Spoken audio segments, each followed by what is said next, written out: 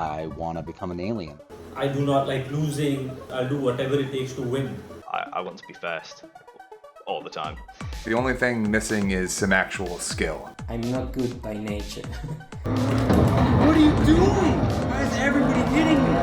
What are you doing? Because it's not the gear, it's the gear in between my ears. I do a lot of my driving through my bum. Yeah, I still feel like I'm changing the check of this body. I want to become an alien. Welcome back to Project Alien. In this series, we attempt to transform aspiring sim racers from average to alien. Now, this is a very in-depth follow of the coaching journey, and you are welcome to use the chapter function in the timeline or the description of this video to watch just exactly what it is that you want to watch. In Season 1, we are following 8 different drivers, and at the end, one will earn the title of Alien. Today, we get to know Rand Brewer as he takes on his first coaching session with Sim Racing Pro and coach Brian Lockwood for Team Yellow. If you're interested in this content, if you enjoy the coaching session and want to see more, don't forget to subscribe to the channel, hit that like button. All right, let's go. How you doing, man? Been running the pickup much? Yeah, I've been running the 992, but I don't know if you meant the legacy one, like the one that you guys did in your race today, or the 992. Yeah, I was thinking more the 992. Okay, cool. Yeah, basically because that's what they're racing in the official series, right? So yeah, exactly. Yeah, might as well practice what you can race. Yeah, absolutely. Yeah, I just did some stuff around Lime Rock in the 992 with setup you sent me, and I wasn't sure which layout, but it doesn't really change a lot. So, what were you practicing on? I was just doing the classic. Okay.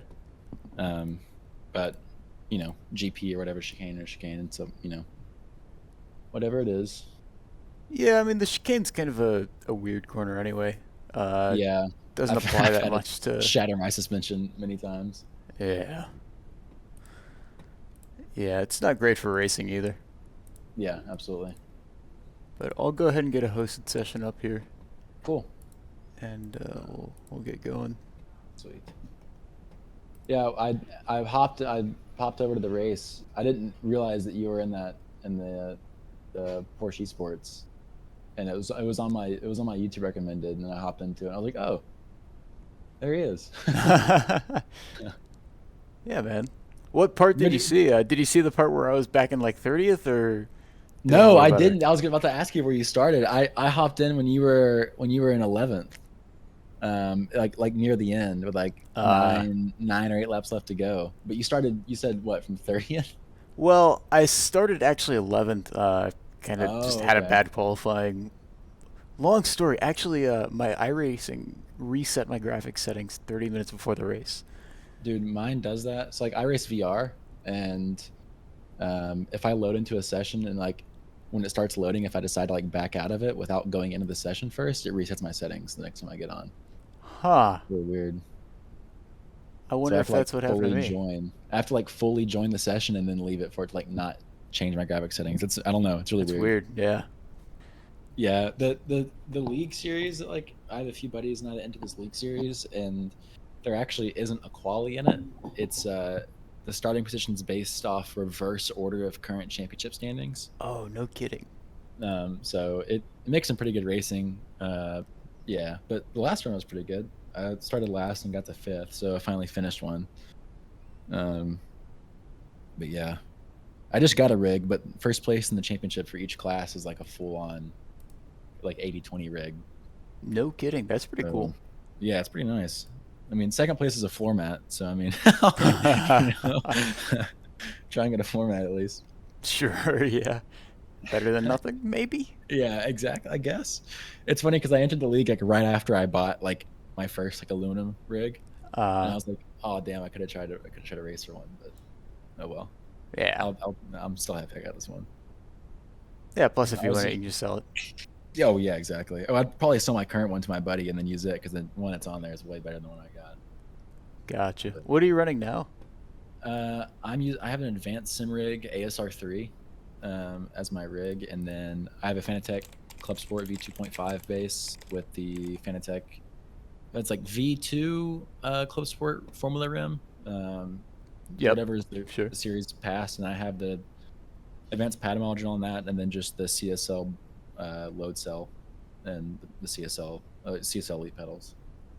Gotcha. Okay, that's good kit. That's certainly enough to get you where you want to be. My first my first 2.5, 3 years of sim racing, iRacing, I was using a G29 on like a hardwood floor, mounted to my desk. Yeah, sure. And I don't know how I raced cars like that. By the end of the 3 years, my G29, you could like wiggle the wheel like side to side on the base. Mm-hmm. It was not good. Hey, that's how we all start. I used my G27 until I actually used it after one of the plastic clamps broke off. So I would have to be pushing the steering wheel forward onto the desk so it would stay in place the whole time I was driving. Oh, no. I drove like that for like a year. Man. Way better once I upgraded, for sure. Oh yeah, my big problem was like when I switched to like having and then I switched like I had like one of the like foldable play seats or whatever. And, yeah, that's what I used to run. Yeah, because I was in like a really small dorm, so it worked really well. And the problem I had when I got like with the Fanatec stuff was like when I got into the play seat is I would pull the wheel towards me whenever I was braking, because like that's how I kept my seat, like close to the desk when I was braking beforehand. Mm-hmm. And so like it's honestly like just like recently in the past like iRacing season or so, like I've actually started to like not like pull the wheel towards me or like push away. The thing now I'm finding myself doing is like, because that play seat challenge flex so much, I keep putting in like weird torques to like try and correct the flex that's not happening anymore, like just like subconsciously what I did before. Sure. Like not like anything with the steering input, but I'll like push down like the bottom of the wheel or like the top of the wheel to like stop the flex that's just not happening anymore. But yeah, it's funny that you were trying to correct it. When I was running the challenge, I would just roll with it. Maybe I just didn't know what I was missing out on, but I wasn't even like trying to correct it. Like I don't know, like it's something weird that I felt like I never knew I did it in the challenge. It honestly really didn't flex that much like when I was racing. So I'm not sure why, but I've started to do a lot less recently, so yeah, so it's a lot better. Yeah, good stuff. Did you notice a big difference when you switched over from like the challenge to the in terms of it was huge for me, like being able to put it like, because the biggest problem with the challenge for me was I had the load cells on there, and I run my load cell like pretty high just because I'm used to like a lot of braking force. Mm-hmm. And I found if I was running it too low that I couldn't get like the resolution I wanted really, or like the sensitivity I wanted. And so I'd press down on the brake and the whole brake pedal would just like flex up away from me, because on top of that, like the little strap that came on the challenge, like it's too small. It's too small for the Fanatec pedals. Yeah, it's way too small. And so I had a piece of like reinforced packing tape like, holding it down on the back. And so like I don't know, it did okay, but the strap was way too small. And so like now I'm able to like actually like really use the load cell, and like that was like I made the switch right when I was in the middle of last season. I tried to go for like the LMP2 like championship or whatever, like see how high I could place, and it made like a massive difference.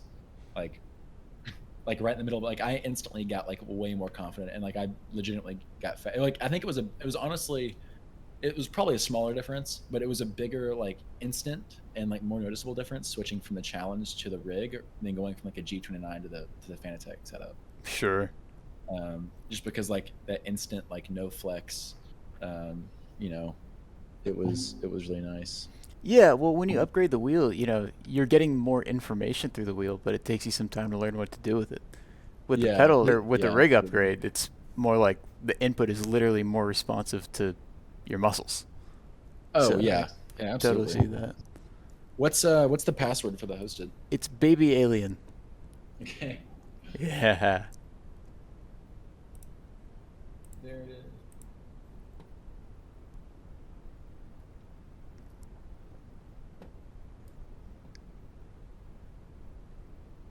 Go. So have you had coaching before, either in sim racing specifically, or like with the drone stuff? I've never had coaching in sim racing. I had like a little bit. One of my close friends, he's like the 3-time world champion of drone racing, and so like I used to go over to his house a lot and just like fly with him and learn from him. Mm-hmm. So it really wasn't like kind of like a coaching environment, but I did learn a lot from him and helping from lines. But the one thing I was kind of thinking about today, like in terms of coaching, is like I go to flight school, and so I mean it's kind of a similar thing, like in the plane being coached, how to fly, doing different maneuvers and that kind of stuff.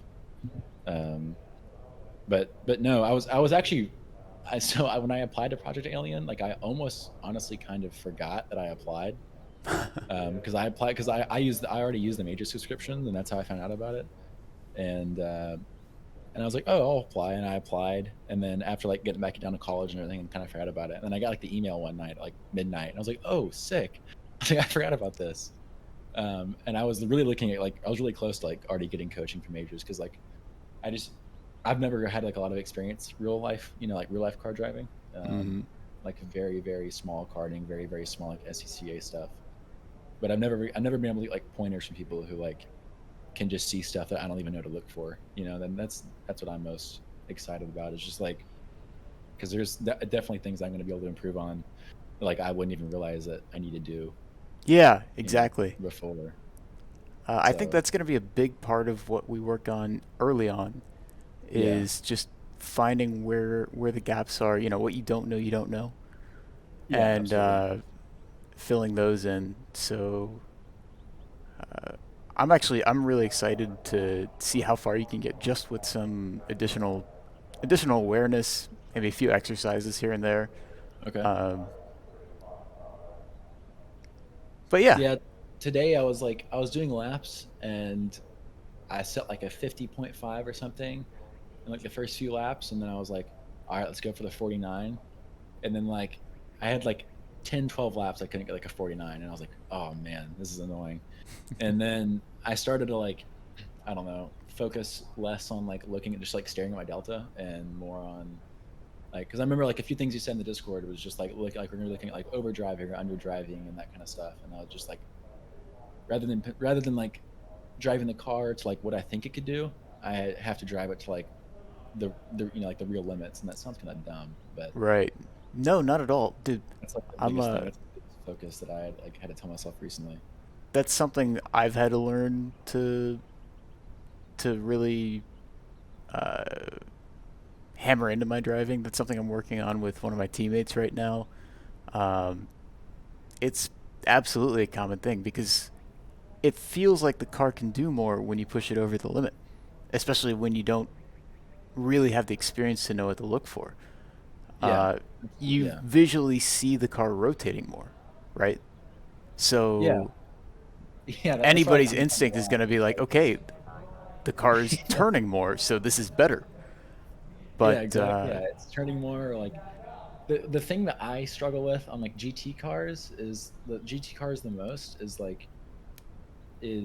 holding that slip angle in there and like really like working it more. I don't know, and like I know slip angle can apply to like higher downforce stuff, but I've always run higher downforce stuff, just like F3 or like LMP stuff, and I started getting a GT like a lot more in the past like year, and so like just kind of like trying to like transition like my braking style and like everything like that over has been like a challenge. It's been fun, but I want to. The GT is just so competitive, and there's so many series for it that I just want to get better at it. And with the new Porsche Cup series too, like I'm excited for this car. I raced like all week 13 in it and got punted off, but it was fun. Yeah, that's how it'll go. The thing is, it's a hard car to drive fast, so people who don't know what they're doing, lock up into turn one. They'll do a bunch of Yeah, absolutely. Yeah. Crazy crap. I mean, you can see it even at the top level. People don't know what they're doing. Trying to push a little too hard, cause a multi-car incident. Happens Yeah. too often. Yeah, exactly. But these are really awesome cars to learn in because GT cars, you've got, or most GT cars, you've got stuff like ABS, traction control, that really tends to harm your feel for the car. Okay. So, like, I can almost never feel through the wheel when I'm on ABS, and there's no visual indicator. Tire sound doesn't tell me anything.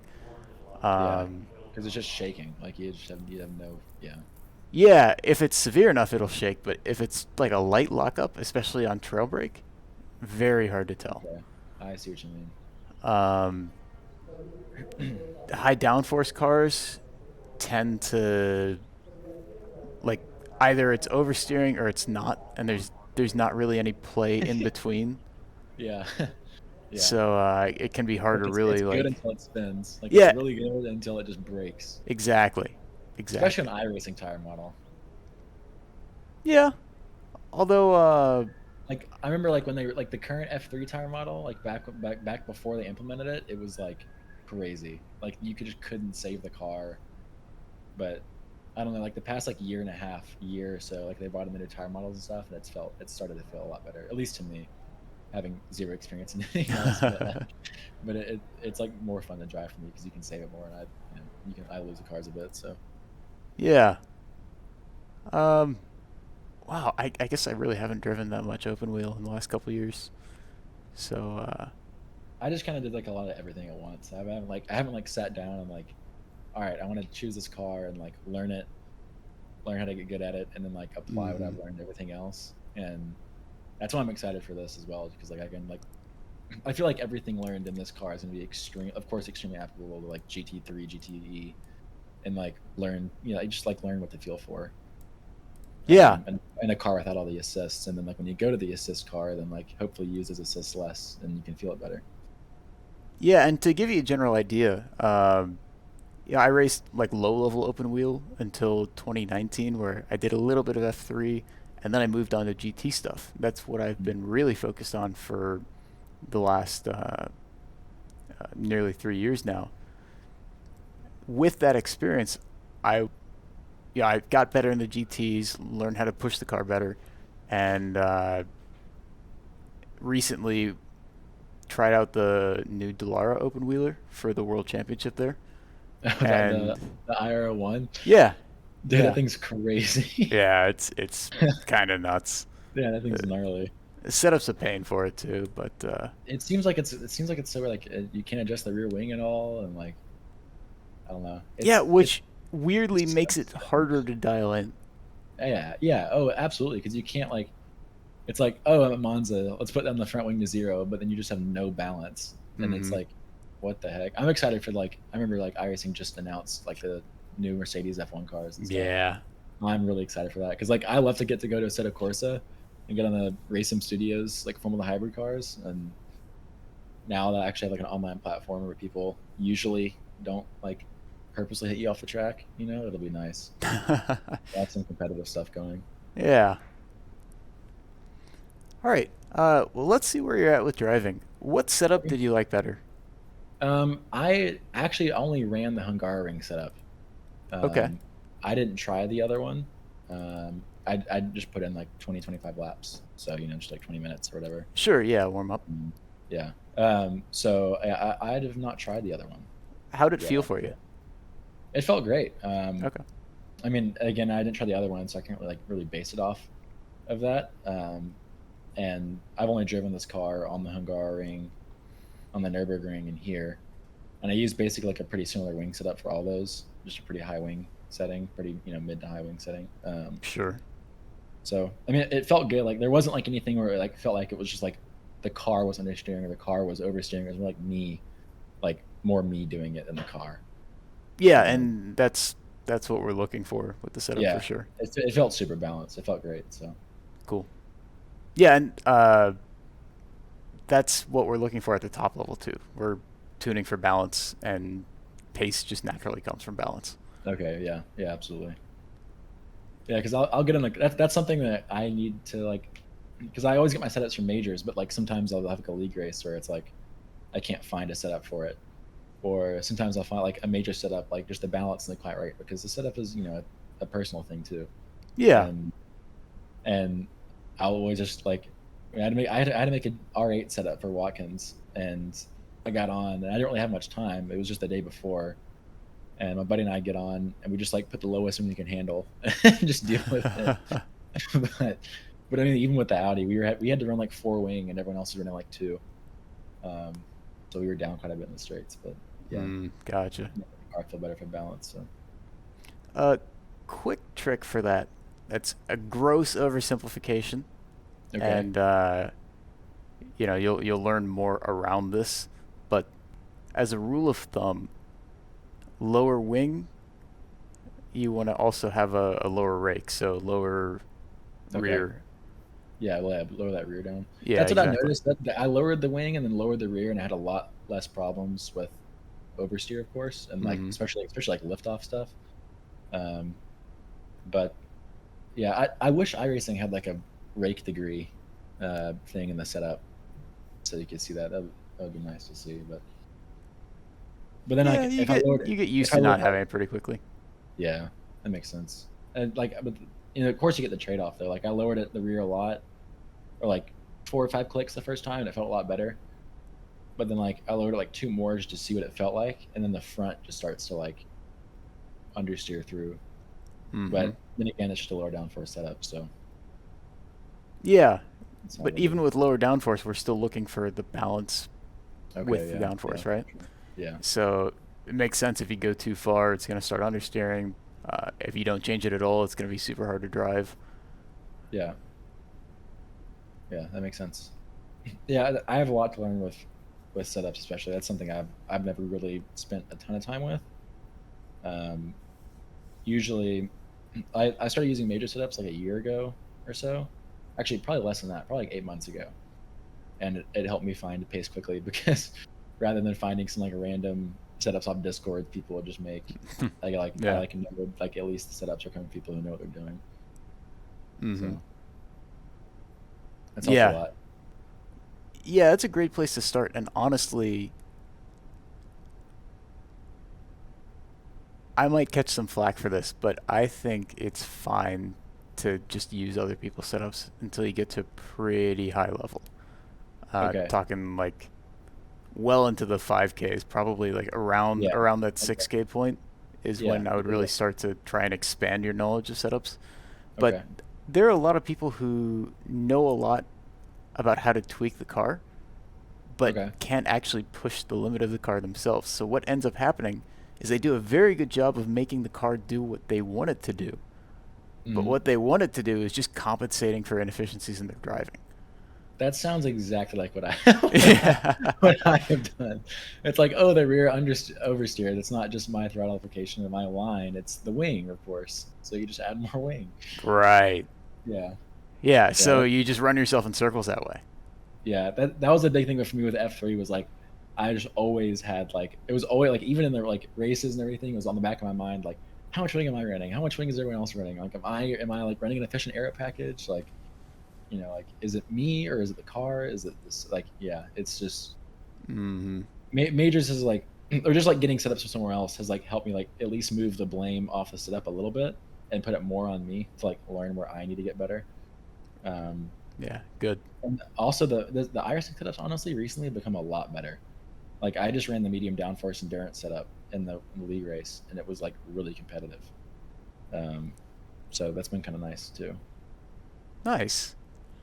Yeah. A friend of mine is actually one of the guys making those setups, so he'll be very happy to hear that. Yeah, the GT cars have felt, especially the new tire model, the GT3s feel so much better. Like around, because it swapped the morning of the race before Spa for our league race. So like everyone had like 2 hours of practice. And that was a whole new build too, right? Yeah, it was a completely new build. Everything was different. The Audi like got some more downforce and lost some weight, and the new tire model was on there. And before I was like struggling to run like 4 degrees of wing in the Audi to like make it stable, But then after the tire model setup or tire model change, I just put on the low downforce endurance setup and then lowered the wing to 2 from 3, and it was so stable.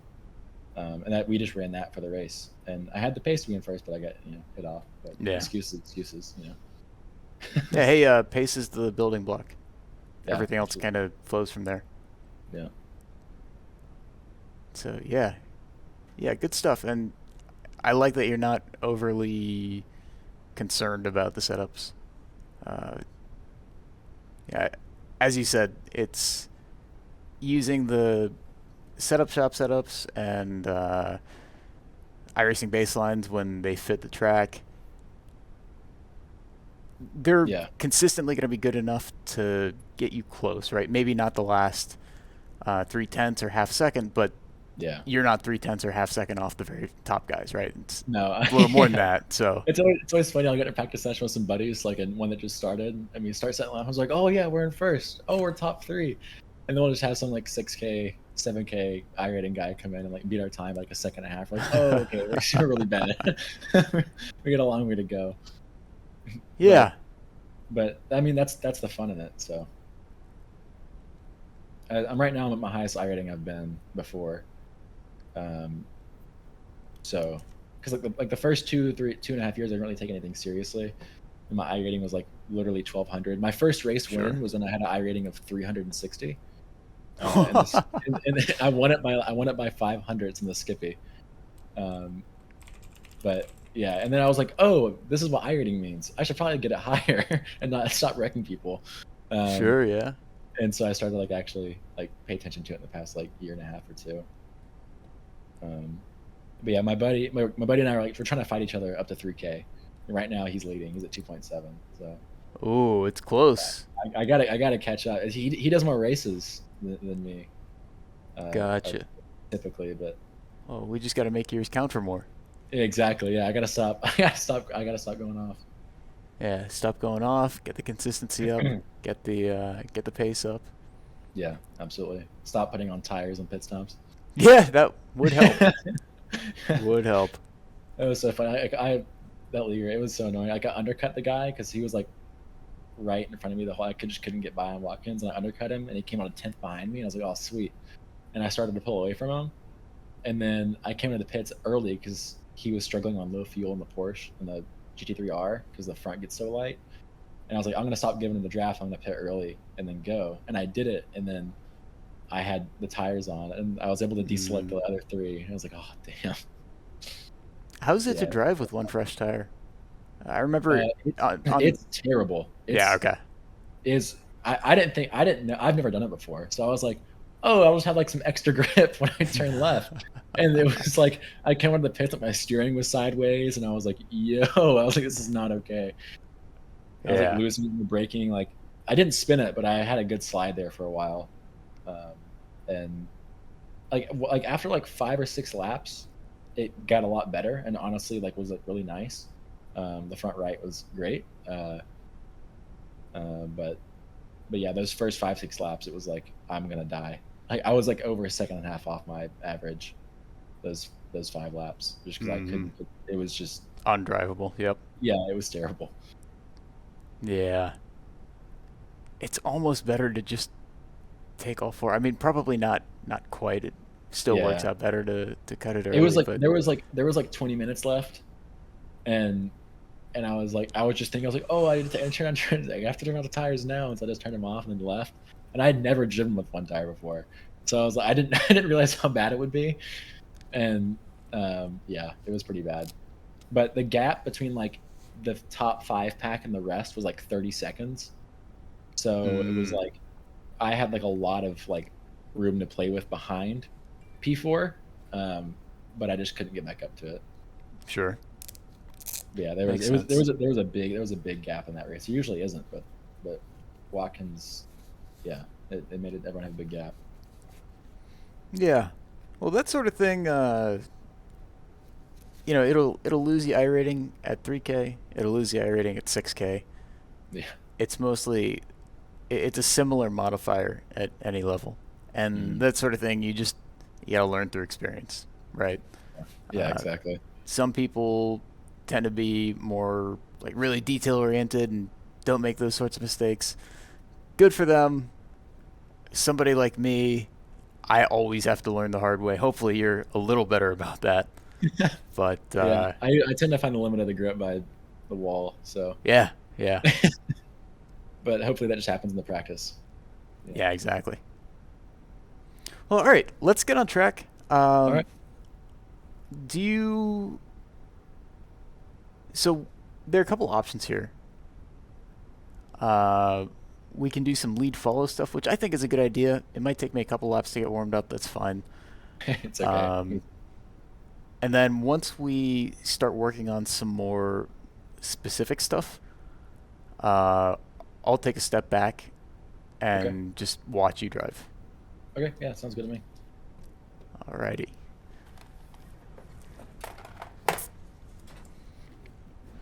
So you want to lead to start with? Sure. Yeah, I'll go out.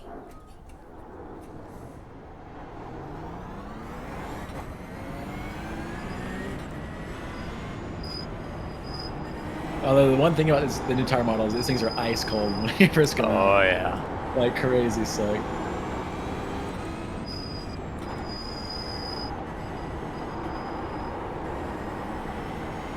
I was spinning right there a lot, like on the switch over. I'll get the power down in third and it felt good, then I would go to turn right and the car would just keep going left. Gotcha. Is that going to be at the top of third gear? Were you like hitting the power band at that point? Yeah, it was like mid third gear where I was really. Yeah, 'cause you could go in a second if you wanted to, but it was just way slower. So you know what I'm talking about when I say power band? Yeah. Okay, good. Just like power band at the engine. Yeah. Just checking. Yeah, I drive a 04 WX, so my power band is very high up. And turbo lag. Gotcha, yep. Alright, I found the wall, so I'll meet you when you come back around. Okay. Are you finding it easy to lock up? Not honestly. It wasn't too bad. I wasn't really pushing on the brakes a lot though, so. Okay. Copy. Because I don't really push. That's just the thing with me in this car is finding the edge of this, the edge of these brakes. Because like I don't know, like the LMP1, like the Audi, it's like you can brake super hard and it's honestly kind of hard to lock up, but when you lock up, you can never unlock them ever again. And you're going into the wall, like no matter where you are. Yeah, makes sense. And that's something. That's something you're gonna find with heavy downforce cars as well. It's gonna be harder to have like minor lockups, whereas in GT cars you can get away with a little bit more. Like a heavy lockup is gonna be a heavy lockup no matter what. Yeah. But there's just less force acting on the tire in general, so yeah, you can start to have some locking, have some sliding, and be able to correct it before it's too late.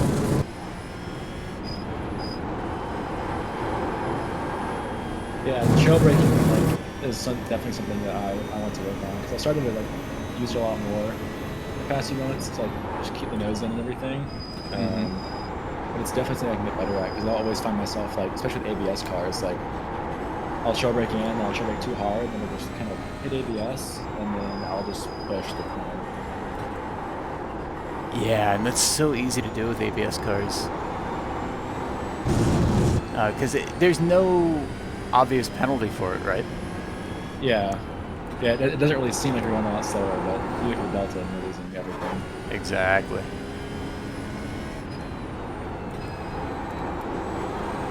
Yeah, these tires seem to really fire up around 4 or 5 laps and then drop off around 7 or 8 laps. Oh, good save.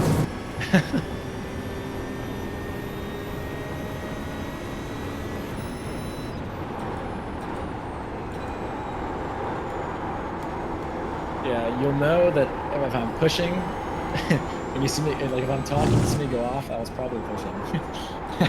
Talking and pushing is one of the harder things for me. No worries. Yeah, if you need the conversation to slow down, that's totally fine. Okay, yeah. Because I have some buddies who are like really good at like flying drones and stuff, but they just talk the entire race. That's so crazy. That's crazy. Like in competition? Yeah. Oh yeah. Like in competition, it helps their mind like calm down when they're not doing as much. Ah. Which is interesting. Yeah. No kidding. To me, I would just blast music because with how loud the competition is, you couldn't hear the drone anyway. So I would just blast music. Nice.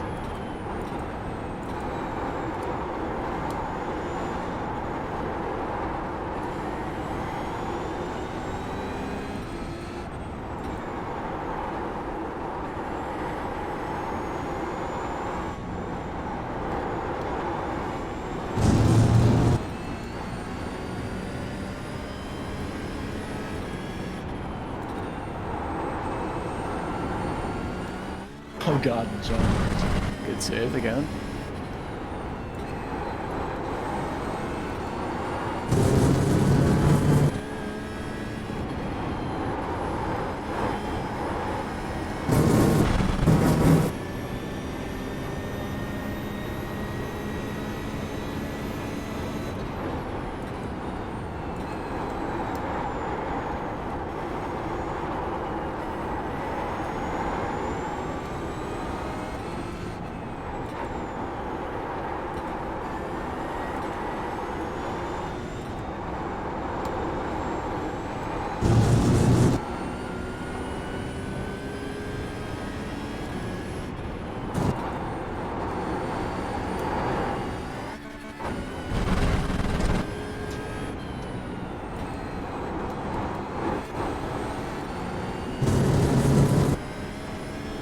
Yeah, so like that entry to that second to last turn there was really slow for me, but the exit was just so much better. Like just setting it up, but just things like that, like finding the compromise between like exit and entry on like different types of turns. Sure.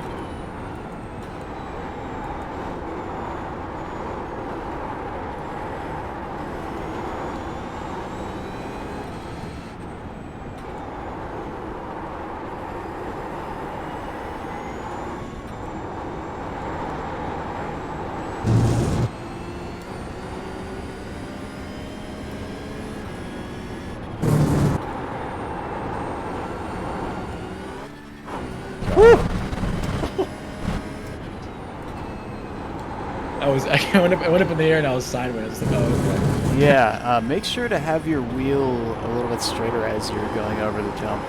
And that applies for like elevation changes in general. Maybe not so extreme as this one, but like if you're going over a crest, you're going to lose rear grip because there's less weight on the tires. So if you don't adjust the wheel, you'll start sliding, and that's inefficient. Inefficient and slow. Yep.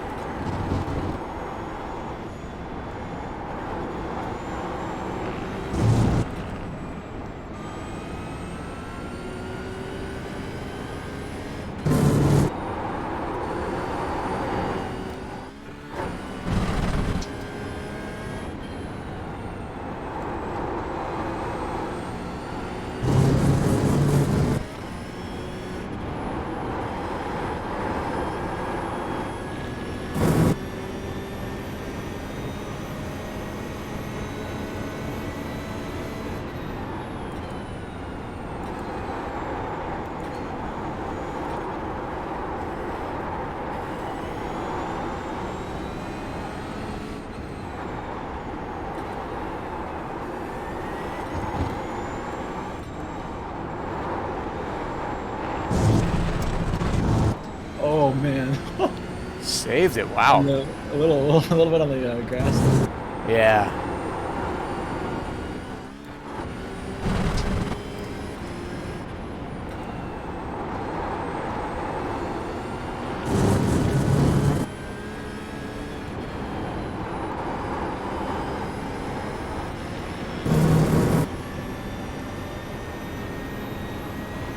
Stay focused here. We'll do 5 or 6 more laps, and then talk about the run a little bit.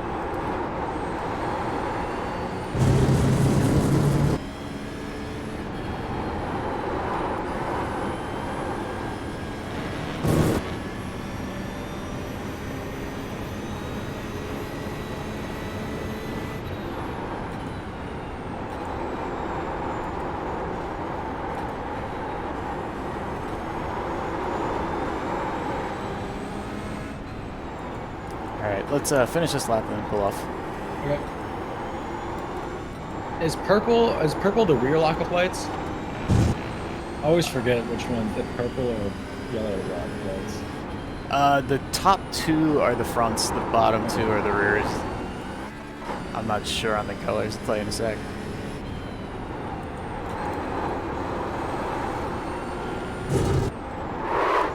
Yeah, purple's front. Okay.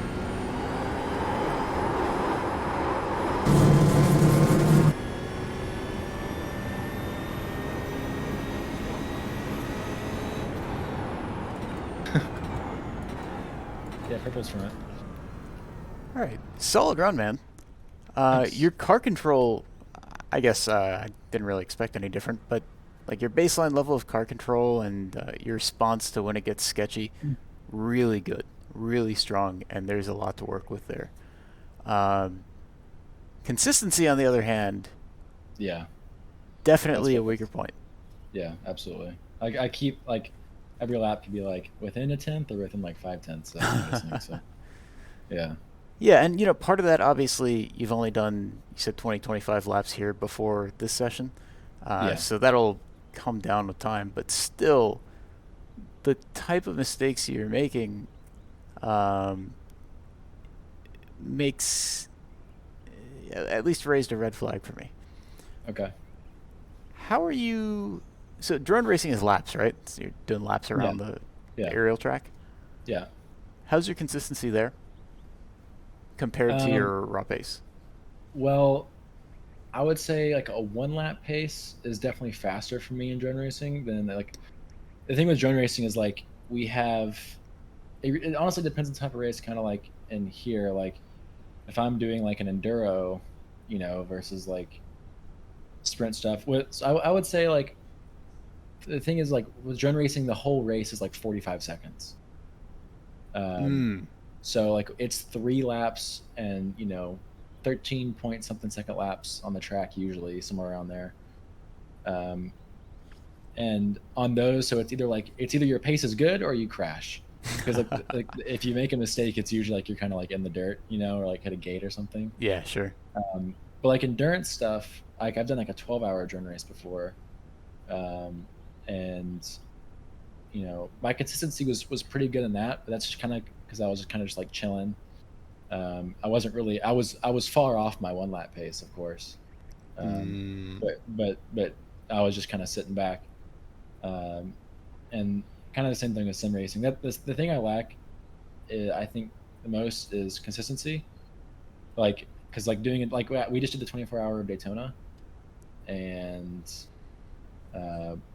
you know, we had a damaged car, but you know whatever, we had a damaged car for 18 hours, so basically, you know, whatever. I mean, my laps could be anywhere from, and they would be within like 8/10 on my laps, and which was like in each time, which was quite a big swing. Yeah, and it's way too much for how comfortable you are with the car on the edge. Okay. Yeah, it's, you know, I would have like 3 or 4 laps. I could get all the laps within like, you know, like 500ths. Like I remember like I had like 4 or 5 laps where I was like within 100th on each of them, but then it just kind of falls off again. But again, it's also just like dealing with traffic and stuff. I guess that's also there. But yeah, drone racing is definitely a different beast. Like there's a lot to be compared, but like the races are just so short, where it's kind of like it's either like your laps are good and consistent, just because like if the drone isn't where you think it's going to be in like 2 seconds, you're not really going to have time to react to it. Sure. Like it's like yeah, like, things happen fast. Yeah, I guess it's kind of like where I am too. Is like I drive kind of like reactionary versus like expecting the car to do what I think it's going to do and like knowing what it's going to do, versus like I'm just kind of reacting to it. And yeah, but you know more than me on that, so I'll listen to you on that.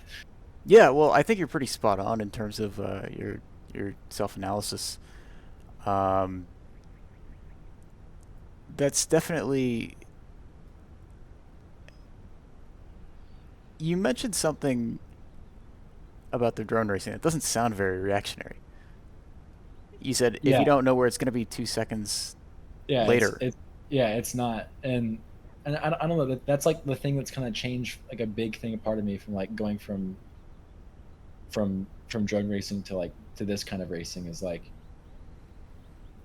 it's all muscle memory, and just like it is here, like it's like, especially in enduros, it's all muscle memory of like where it's going to be. And like the load cell I got like helped a ton with that, coming from like a G29 brake. But I'm not sure, like my connection there hasn't like been as strong. I'm not sure. Yeah. I think I just need to, like, I think with drones, because I raced drones for like a lot longer, I guess, and I was never really crazy at drones. I was never like really crazy fast. But I got kind of more comfortable like realizing, like, thinking like where it's gonna be in the next 2 seconds or so. And that's where I was the slowest in drone racing too. It was like I would be fast in between the obstacles, but I was the slowest through the obstacles, just because I couldn't like anticipate exactly, where it's going to be. Because like a lot of times you do like I think called a pre-turn. So like you turn and you're actually facing backwards as you go through the gates. That way you're facing the next obstacle. And I couldn't like get myself to like do that consistently. Like I would do it a few times and record like, oh yo, it's so sick. But like consistently on like race day with like pressure and stuff, like I wasn't quite there. I would like I didn't have that level of precision. I would like fly through the gate and then turn around and then go through the next one. And if done quickly, it can look fast. But if you look at the video of all the top guys, like they're all turning before they hit stuff and like really placing it where they want it. So I think that's also something that I did. Well, I wasn't the best at in that kind of racing either. Okay, that's you might not see the connections that I'm seeing, but trust me, this is really helpful for me. Okay. In drone racing,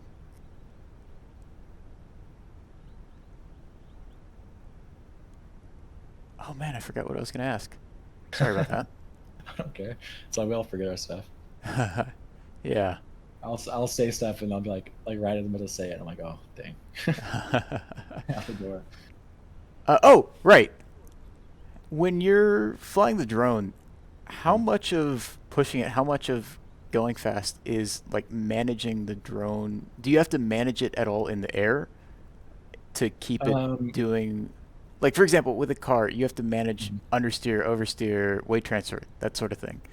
Okay. How much of that are you dealing with a racing drone, or is it more point and shoot?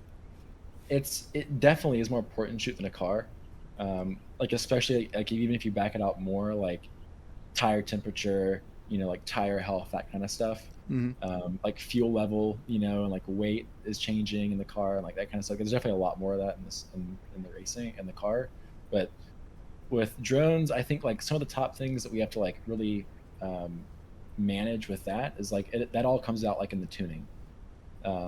So like fine tuning your flight controller to actually to help correct like for those errors for you. Almost like a big thing for us is prop wash.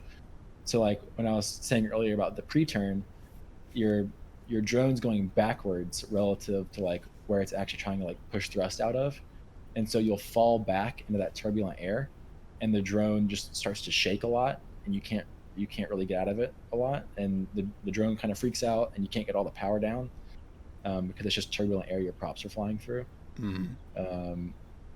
And I think the other, how does that present itself? Just less thrust, or like actually? Yeah, so like rather than like all four motors like going to like near full power to try and like accelerate the drone at full throttle, like when you command it to go full throttle and straight, it's like each motor is like not able to go full power because it's like the flight controller is like pulling power on some motors to like help pitch the drone and roll it to correct it for the prop wash. Because if it wasn't correcting for prop wash, your drone would be like like pitched 90 degrees sideways or something. If right. It'd be like completely sideways. And the thing is, like right when I kind of got out of it, and even before it, like they were like everything was getting really good at counteracting it. So it makes it a lot smoother. And that's another connection at least I had so far with drone racing and sim racing. Like whatever looks fast, like choppy looks fast but isn't. But the smooth is fast. And that was the biggest thing. Like if you look at like videos that I made of like certain tracks, they're choppy, and the flow just isn't quite there. Versus like top guys, just like with sim racing, like it's all pre-programmed. Like it's all like it just like in their muscles. It's just there. Like it's second nature around those tracks. And it's just so smooth because it's a lot of energy management with drones as well. So yeah, there's definitely a lot less management of like systems of the drone, like versus the car while you're in it. Right. But a lot of that has to do just because with the races are so short. Like we don't really care about a battery because like if the battery's going to die on you, then who cares? Just keep flying until you fall out of the sky. Yeah, like, I would just so. quick aside. Yeah. It's kind of the same thing in sim racing at the top level, and people don't really get that. Okay. We don't think about tire usage. We don't think about the car changing. I guess we can think about it with setup and such, but with tires, like once you're in the car, like it's just. Well, you're driving the tires to the edge of their capacity. If you're driving the tires over the edge of their capacity, yeah, you're gonna have problems with tire wear. You're gonna have overheating tires, that sort of thing. But if you're driving with maximum efficiency, which coincides with driving with maximum pace, you're not really overdoing the tires anywhere. Or even if you are, they're very small relative to what you could be doing. Yeah. Okay, that makes sense. Yeah, so it really doesn't factor into how you should approach driving. The goal is to get the most out of the tires without overdoing it anyway. So that just coincides with taking care of the tires. I guess that makes sense because like looking at the race that was going on today, like I guess once you're in that 20 lap race, like who cares about tire life? Just race it as fast as it can go, kind of mentality. Well, or I guess drive the car on its limit. I guess. Yeah. I'm not sure what I'm gonna say, but if you're getting slides, even if it's just one a lap, if you're getting one slide you have to correct on throttle a lap, your tires will be dead by the end of the race. But getting slides you have to correct isn't that fast anyway. So why not just clean up the driving, back off of the throttle in that place, or rotate the car better on entry, take a later apex, whatever you got to do so that doesn't happen. Then you're driving fast and not chewing up the tire. Yeah, just like you said, drive more efficiently. So yeah. So with your driving, I noticed certainly I think you're getting close to the limit on entry. Okay. I think we can play with the brake bias a bit. We can push it a bit further. Because right now all the feedback you're getting when you go a little bit over the limit is a front lockup, right? Just understeer. Yeah. I just feel it understeer. Mm-hmm. Yeah. I mean, tire noise a little bit. The lockup lights in this car definitely help. Like, I guess with cars that don't, like Formula stuff or LMP stuff, but yeah, just the light and the understeer. So. Yeah, that's not super ideal. I guess that's still giving you valuable feedback on when you're going over the limit, but we want to be able to go. We want to be able to over-rotate the rears on entry as well. So definitely we can pull the brake bias back a bit. Okay. But the big thing... Something... Oh, sorry. Go ahead. The big thing with your consistency, part of it will end up getting anchored to what you know the car can do. And that involves driving the car to its limit and learning where that limit is. I think that won't be a big issue for you. Maybe like getting precisely there we'll have to work on a bit, but clearly like that's at a good baseline. What it looked like was hindering you a little bit more was just where you ended up placing the car in every corner. And to that point, I'm wondering, how precise are your references? I mean, I guess it. I mean, like braking references, I try to use like the brake markers, of course. You know, braking like at the 3 or something. But if I can, I like to find like the little things on the track to try and brake with. Like, Yep. Good. like at Spa, there's a permanent dirt mark in T1 at Spa. It's always been there. And I brake right at the beginning of that, and like that's what I use. And then if I find the car can do more or do less like within the race, and I'll like kind of adjust it off of that. Or like like into the bus stop at Spa, like there's a big white line painted across, and I'll use that as a reference. Or like the beginning of the curb into Lacombe, like that kind of stuff. There's some tracks that I've found myself not really using a reference and just kind of looking into the corner, which I know isn't a good way to get, especially, it's definitely not a good way to be consistent, because you don't have a definite point to base everything off of. It's not necessarily terrible, but okay. Usually, yeah, we want something that we can anchor ourselves to. But I guess the things I've never really looked for, that like now that you mention it, is like references to where the car needs to be, like how much it needs to be rotated like this certain point, or like where I should exactly touch the apex. Like I find myself looking at that more in tracks that I've run like a lot with a certain car. Like if I like running Spa, like I've run Spa a lot, like it's just like one of my favorite tracks to run. And I guess that after a long time of practice, I can find like, okay, like it seems to be faster when it's rotated at this point, like about this angle, at about like at the very end of this curbing, or the third white mark to the end, like that kind of stuff. But like going to new tracks and everything, I never really know how to build a reference of like where the car should be, how it should be rotated, and like at what point on like the inside of the turn it should be there. I typically have like a good braking marker and a good like turn-in marker. Something I definitely don't look at, I'll admit completely, is corner exit, which I know is like one of the biggest thing is exit, or one of the biggest things I guess is exit. And I never really have an exit of where the car should be like exiting from that turn. Like where on the track I should be getting to the outside edge. Sure.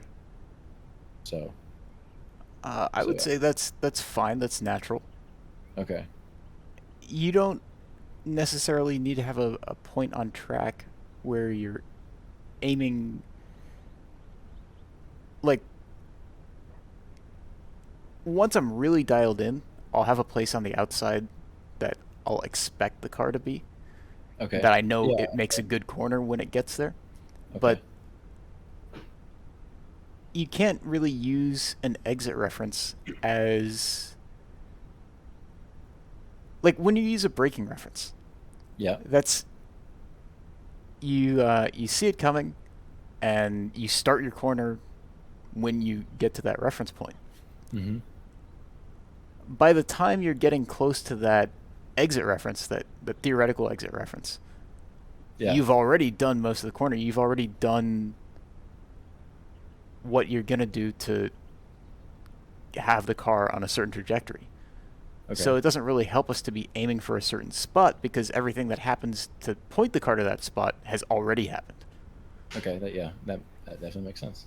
So the way we'll tend to use references is, as you described, braking reference, turn-in reference for sure. And often the turn-in for me ends up being a timing factor after braking or after gear shift. And that's all done while looking at the apex. Yeah. Then rotate into the apex, which that will be pretty well defined, precisely defined. Okay. And once we get to that apex, two things happen. One, ideally we hit the apex, right? That's step one. If we're not hitting the apex, that needs to be fixed to be able to tweak anything else. Yeah, exactly. My buddies would always say on the team that if we missed the apex, we were just socially distancing. Yeah, exactly. Yeah. But we don't want to. We don't want to socially distance. Yeah, Apexes exactly. don't have COVID. Yeah, exactly. So once we get to the apex, we know how much we've rotated the car compared to, every other time we've gone through the corner. Yeah. And we're starting our corner exit, right? We're getting on throttle in more simple corners, trying to roll onto the throttle pretty fully. Yeah. Getting as much power down as quickly as possible within the car's limit. Mm-hmm. And that defines your exit, right? So Okay. the way I approach that's a very long way to say.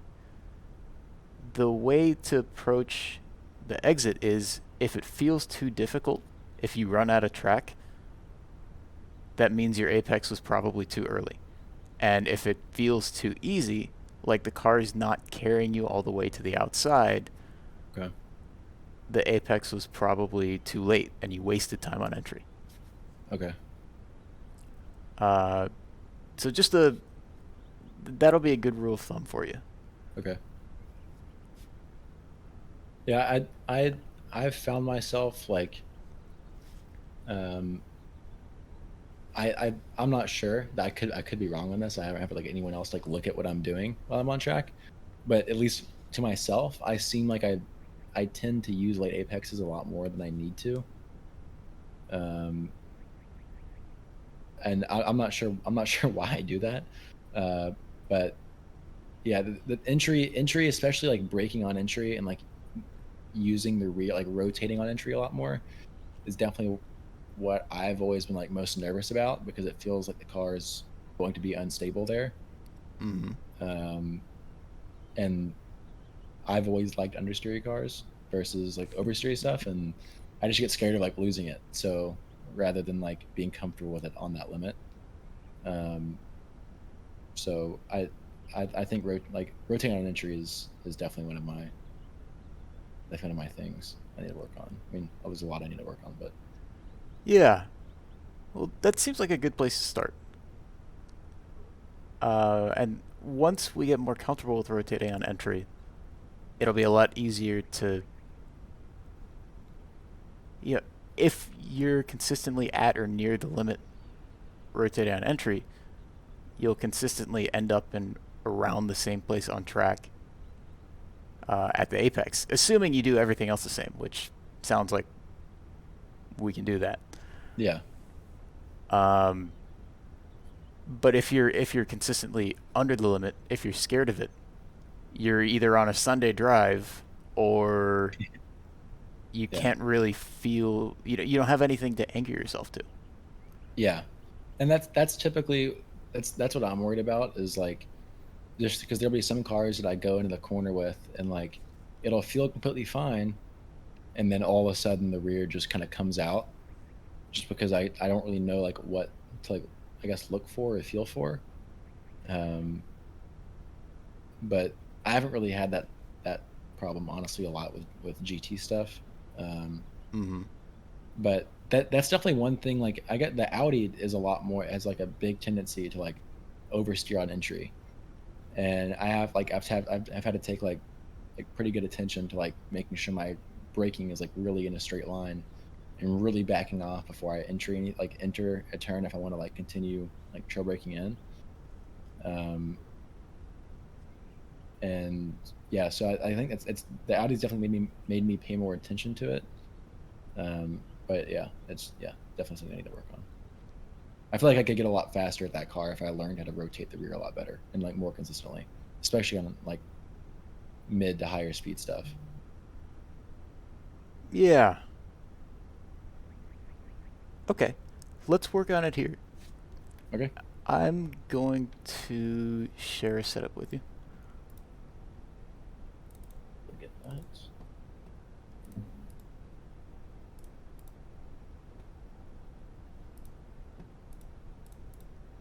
There we go. Let's try this. Yeah, fair warning. It's probably going to be pretty oversteery. Okay. The idea is, let's try and get more comfortable with that oversteer, specifically on entry, because like you can clearly handle it on throttle. That's you know, you're not scared of it. When it happens, you save it quickly. There will be some things we work on to, like, once we know a slide is coming, to minimize the slide so there's less to save. Okay. But I don't think that's the most important thing right now. Let's try and just gain some confidence with the entry behavior of the car. Okay. So, we'll take a couple laps to get the tires warmed up. And then I want you to play around with intentionally getting little slides with the brakes. Okay. The easiest way to do that, assuming the car is balanced or a little oversteer, which I think it will be to just go a little bit too fast into the corner and effectively try and do too much with your inputs. Try and do more than the car can handle. Just like turn a little bit too hard, brake a little bit too late. Not necessarily do it more aggressively. Like, okay, we don't want to really sharply turn the wheel. Okay. More just holding 30% brake while getting too far on the steering wheel, that sort of thing. Okay. That's what you mean. All right.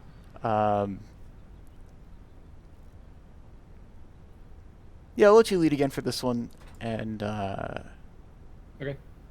Yeah, see how it's going. Car on your left. Clear on the left.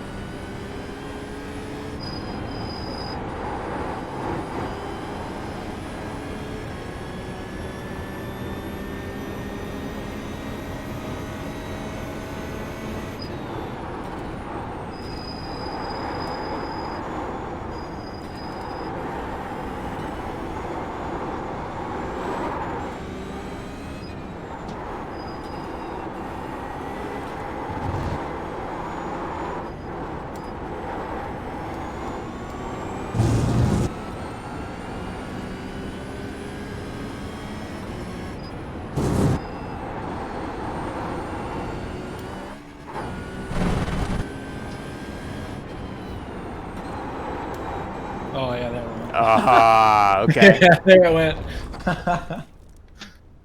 All right. Yeah, I felt that one. It honestly felt pretty good on cold tires. I was like, oh, I actually like this. Yeah, I felt it that time. Okay, all right, yeah, that's definitely more understeery or oversteery on braking.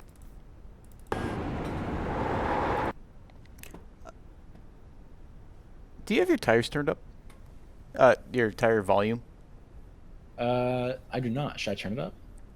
Yeah, or more specifically, turn the engine down so that the tires are more audible. Let me do that real quick. Yeah, you'll get a lot more feedback out of it. That was even an option. It's one of those things it seems like a lot of people eventually stumble into, and seems widely agreed that, like, yeah, you get more feedback, so it's better. Yeah. But it's not really suggested very much.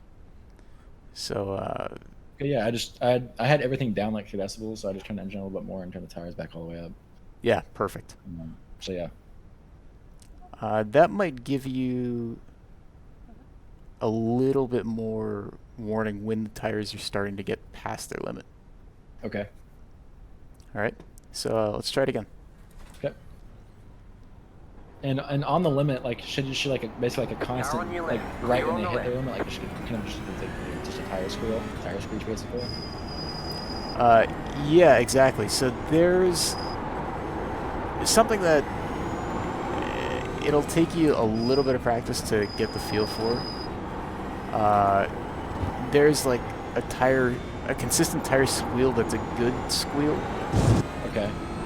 I know what you're like talking about, kind of like an SCCA, like there's definitely like too much. But there's just like that right kind of sound that you're listening for. Yeah, exactly. Okay. And you'll hear it like once you spin or have a slide, it'll be more of a screech than a squeal. Okay.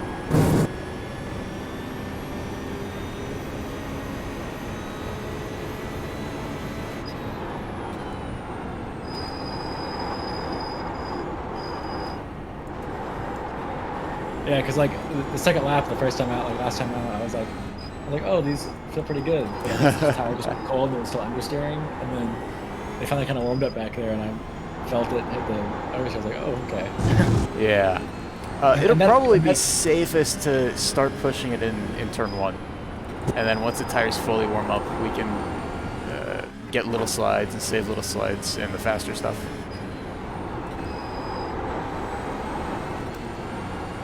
And that's actually kind of like an example of what I meant. Like I'll just kind of brake like normal and turn in, and I guess just something that I'm not listening to or like thinking about, it'll just kind of give way. Oh, what was that last part? Like, just like I guess I wasn't really paying attention to tire sound before. Like it's just something like turned up. So I guess that's the something that I need to be paying attention to. So like, where now the tires aren't just giving away randomly in my mind. It's correlated to like a tire sound. Yeah, totally. So I don't often talk about this in the first coaching session, but I think you'll be able to apply it at least somewhat quickly. At least have it in the back of your brain. Everything we do in the race car, the purpose is to keep the tires operating at their maximum efficiency, right? Yeah. So, like tire pitch is a big part of that, obviously. Getting to threshold braking without locking up, trail braking while keeping the car neutral, all that, it all ties back to just keeping the tires working as well as possible. So, if you use that as a guide, are the tires working optimally throughout the whole corner? And if not, why not? You'll rarely lead yourself astray. You'll rarely develop a habit that's too bad. Okay. And the way I think about it is like if you think of like a tire having like a grip of like just sort of like run, like, and like braking takes up like 0.8 in the braking zone, and like you start to turn on and like exceed that maximum amount of grip, like all the inputs you have on it. It's just, I don't know, that's kind of always what I thought about it, and that could be a good or bad way to think about it. I'm not sure. Never had coaching or anything. So. Yeah, hold on a sec. Let me turn you up a bit. I'll turn my iRacing down.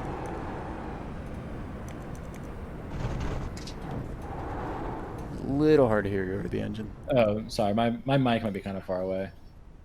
Yeah, all good.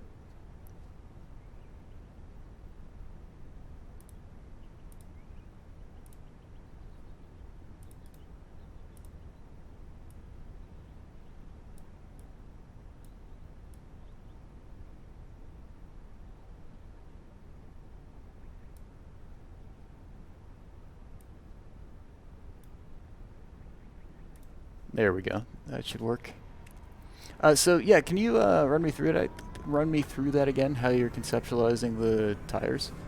So like, I'm thinking of this like a tire has like let's say there's a maximum grip of like 1.0, and everything you like every load you put on the tire, like accelerating or braking or turning, you know, like takes away from that grip. Like let's say you're going through a turn, you're using like 0.9 of the tire's grip.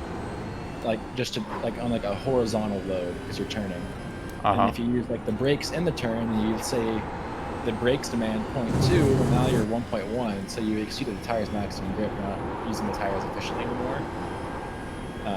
And so, like, the way I've always thought about it is like the tire has like that contact pack is like a certain amount of grip that you want to use, and everything, all the different inputs you put into the car can like take away from that, and you want it to try to exceed it.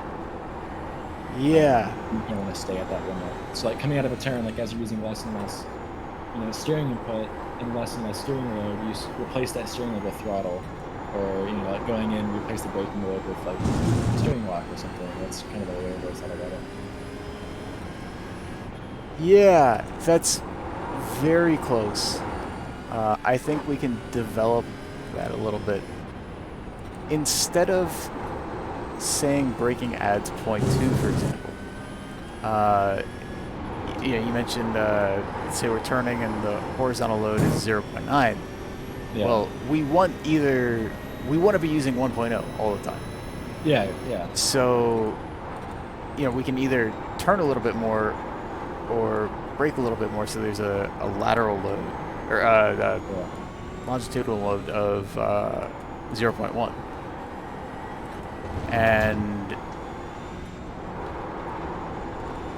it's not necessarily,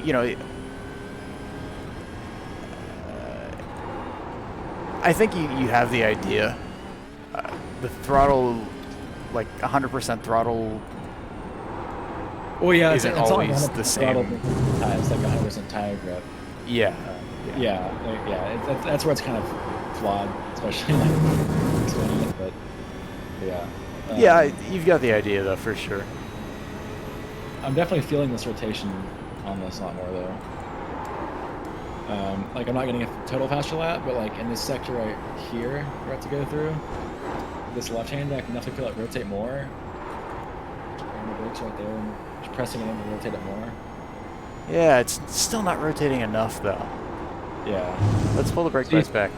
Okay. Let's see what's like minus 5.5. It's a minus 5. Yeah. Let's do it.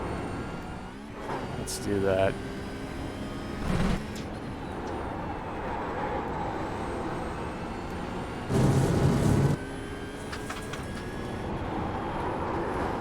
One car that I like, the LMP2, I run with my buddies. Like, it always seems to me like the fastest guys are able to like rotate the car by like not necessarily locking up the rears, but by sliding that rear and rotating it a lot more. Especially on lower downforce stuff in that car.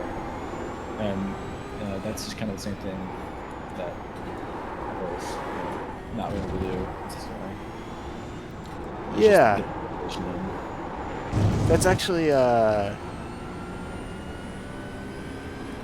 yeah, the fast guys are definitely doing what might look like sliding. But in reality, like if you slide the rears on entry, it's going to be very hard to get back on throttle and maintain grip. Yeah. The rears heat up, tires lose grip past their optimal slip angle. It's, not good, not ideal. But they are getting right up to that point of sliding. And that's what we're looking for on entry. That's to go back to the to how you're thinking about the tires. We can have the fronts being overused while the rears are underused, right? They all kind of like running their own thing. Right. And that'll be really useful for you to separate the fronts and the rears when you're thinking about how much the tires are getting used. You don't have to really separate the four corners. It's a little too much, a little redundant. Yeah. But fronts and rears definitely very helpful. So when we're understeering, we're using the fronts at least 1.0, probably more. Yeah. And the rears are at less than 1.0. That's not getting as much total grip out of the tires as we would be if they were all at 1.0. Okay, yeah. So back to practical stuff. If we're braking and we can't slide the rears no matter what we do, that's leaving pace on the table. Just definitionally, right? Yeah, absolutely, yeah. It's textbook. So can you slide the rears there? I feel like I can get the rears to slide on. Oh, there it goes a little bit, but A little bit. I feel like I need to I keep getting it on power, but not when we're braking. There it is. A little bit. Let's keep moving the brake pads back. Let's get back to 44.5. Okay.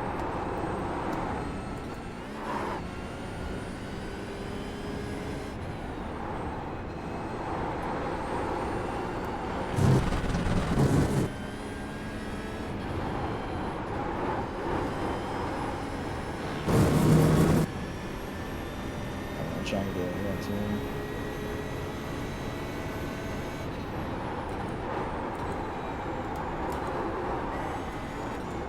There we go. Yeah, that felt. Oh, yeah, that felt. I couldn't feel it right there, but I wasn't ready for it. It's like my line wasn't there for it. You know what I mean? Yeah. So let's build your line around it. Okay. Yeah. You felt where the edge is, right? Yeah. And it wasn't that scary. It didn't try to kill you. Oh. That one tried to kill you a little bit. That was scary. Yeah. Let's start with focusing on turn 1, because that's going to be the easiest and least deadly. Yeah, that one was not even intentional. That was just a little bit too hard on the brakes in that one. Yeah. Well, we've got the brake pads pretty far back. Yeah, it is.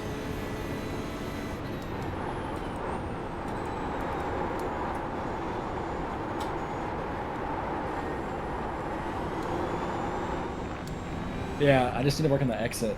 I'm green all the way into now. Like I'm gaining. I'm not looking at the delta. I can just see it flash green like when I'm going into it on entry.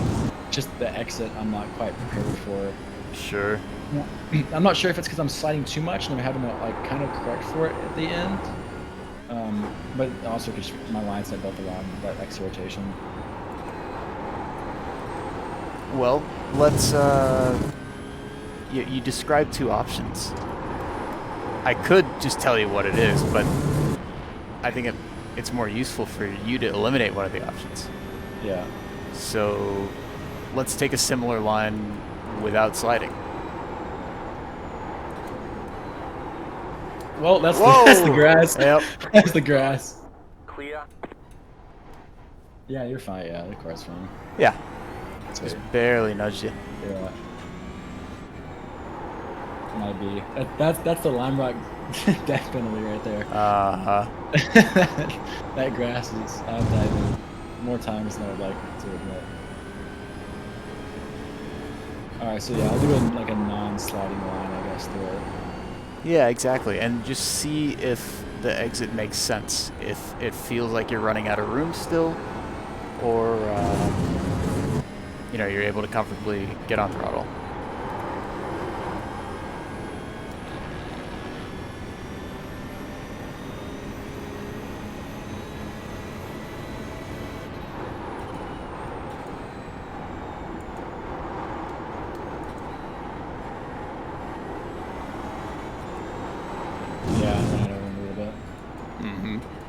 A little bit. It was, from what I saw, that little experiment showed that it was partially both. Okay. It was like, it looked way easier for you to get on throttle without the slide, but at the same time, you still did run out of room. Yeah. I feel like with the slide, since I guess I'm already kind of sliding the rears out like that, I guess like adding the throttle adds more rotation than I'm kind of used to, so I kind of go to correct for it more than I should, and like maybe push the car out more.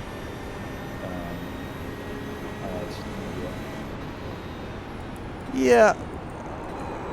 Okay. When I say rotation,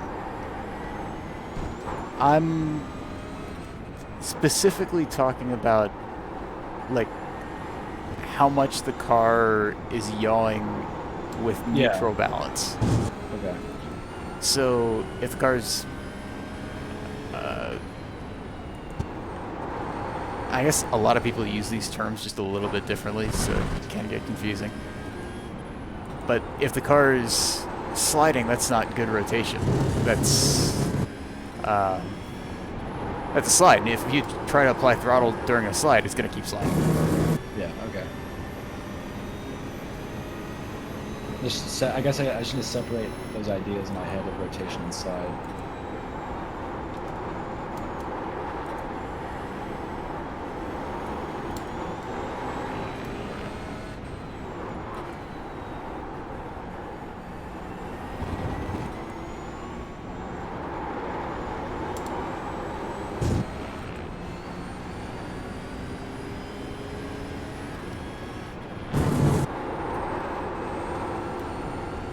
Oh, whoa! That had a snap there. All right, let's reset after that one. Yeah. How did that even happen? That was aggressive. Yeah, I don't know. I was on power already, like where I usually was, and the rear, like, I guess kind of after the corner of the rear kind of settles in, and I think I overreacted to it, like I normally do. Yeah, you get some oversteer. Yeah. When the car compressed there. I'm usually used to that, but I think I just kind of overreacted to that one and turned left to counteract it, and then there's a wall there. Yeah, you probably also got a signal of oversteer there more than you're used to, because the setup's intentionally oversteering. Yeah. That's cool. So, just checking. We're an hour and a half in. I'm good for the whole 2 hours here. I scheduled it so that I could be here. Yeah. You good with that? Is it still? Oh yeah, I'm up for whatever. I don't have anything else going on. Yeah, sure, but like, is this gonna be useful? Are you still focused? All that? I mean, that's important too. Oh yeah, I'm used to like 2 to 3 hour long orals about aircraft systems and having to stay. God. So this being interactive is a lot nicer. Yeah. Drive race cars around. So. Sure. Yeah, and the thing is like also being able to make these adjustments, like I guess it's just brake bias. So I mean, being able to change it in the car and like really feel the difference each lap is like. Mm-hmm. And like I may not be like applying it correctly right now, but like now that I know like what you're talking about, like if I'll probably be on some races tonight with some buddies. And I'll pay attention to that around Spa, because it's something like in Lacombe that I struggle with is like getting the car rotated like that, and it's usually on the brakes. So I'll definitely like now that like I kind of I understand more like what I needed to rotate more on entry like this and like harness it better. I'll definitely put it to practice outside. Perfect. That's the whole idea. So that's really good to hear. Yeah, and it's cool to be able to talk at such a conceptual level so early on. It's my roommate, if he hears this right now, is probably laughing, but that's something like so my roommate, he's a certified flight instructor, and I'm training to be one right now, and we're both commercial pilots, and a lot of like the aerodynamic things we have to learn and like how systems interact, the plane interacts with the like environment around it's all like on a very conceptual level. So we and as a CFI we have to learn how to like break that down and teach that to other people. And it's like after going through that kind of training, understanding it helps me understand other people's like words and concepts better. Yeah, and makes sense. And also like from flying up, and like before you can really put it into practice, you really do need to understand like what's actually happening, the concept of it. And something that I've always been better is like if I can like physically see it or think about it happening, then I'm going to be able to use that concept better. Yeah. Or, like kind of imagine it. Like air going around a wing, like I could talk about it all day, but I might have not understood it when I first started. But, like after like taking classes and like thinking about like like really breaking it down to the conceptual level, like you can really see it in your mind and then understand it better and use it better. Totally.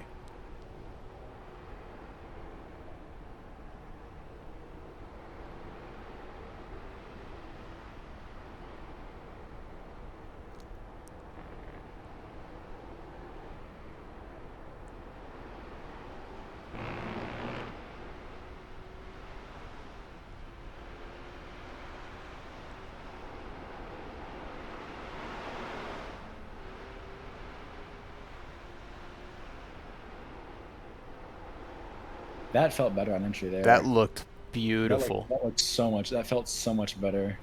That was a really good corner, man. That was my fastest lap by. That just gave me 2/10. Haha, nice. Yeah, and that's the kind of the more stuff it is, like on that faster stuff, it's like learning how to apply it, and because you're going so fast, like any little mistake can kind of like bring it around on you, that I almost get kind of scared to use it. Like, you know, like kind of rotate it using the brakes. But, yeah. But of course, like with anything comes with practice, so. Exactly. And like now that like I'm aware of, like, you know, you've explained it to me very well, like actually like understanding how it's usable, versus just, oh, if you hit the brakes more and spin and like, you know, rotate it, like you can say that with your group of buddies, but actually, you know, having it being explained at a higher levels makes it a lot easier to understand. Yeah. Cool. I mean, yeah, you're clearly applying it pretty well. So on a very basic level, of course, it's more detailed than this, and we'll, I think, pretty quickly be talking in more detail than this and talking about more detailed mistakes. Okay.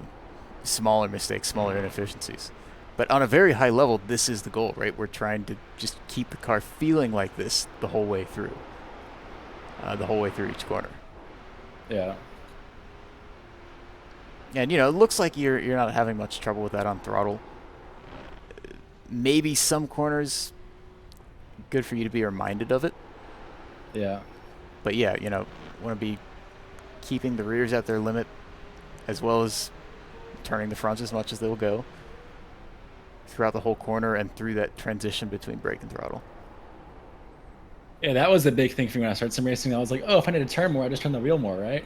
And then I would just kill my front tires and overheat them, and it doesn't get any better. And like, and I started like when I started playing F1 2021, or like any of the F1 games from like 2018 on, and did like the tire wear like tire management programs on there, and realized that like killed my tires. I was like, I like made a connection. I was like, oh, maybe that's not good to do.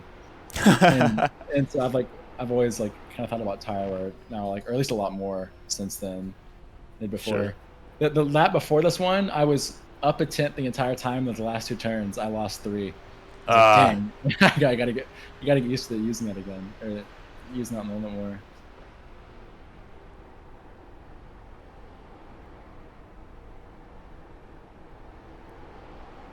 Yeah, no, part of that is also just not having that many laps in this combo.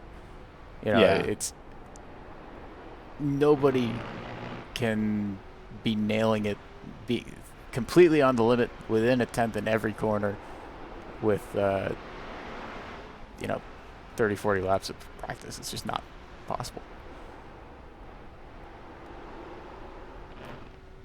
Maybe once you have a ton of experience with the car, but that's not yeah, although I am finding a lot more time in T1 and through the kind of the T3, T4, T5 complex. That's always my worst part on Lime Rock, has been that, just because of getting the car rotated. But since I moved it back to 44.5, like right here, it's like I can put it out on, like kind of brake it to get the rear out again, and now I'm set up for this next turn because it's the exit's way more important than the exit that first one. Yeah. Oh, good save. Yeah. But on some tracks, like, and I guess we'll go into it, of course, in detail later. But, and I know we're going over like car control basics and stuff like now, because I have like a lot more to get on that. But also like identifying, because like here you see you have T1, T2, T like 3, and then 4 and 5 is like you want to kind of like, you don't want to get like the best exit out of T4 because you have to cut across the track again, and then get the good exit for T5 because the straight's longer after, so like you get more time there. And like finding the balance between like which turns to like kind of do that in between, like sacrifice exit for the next entry, is something that I think I could work on better. But I guess that comes at a much later stage after understanding how the car reacts to everything. Is I wouldn't say much later. You're gonna run into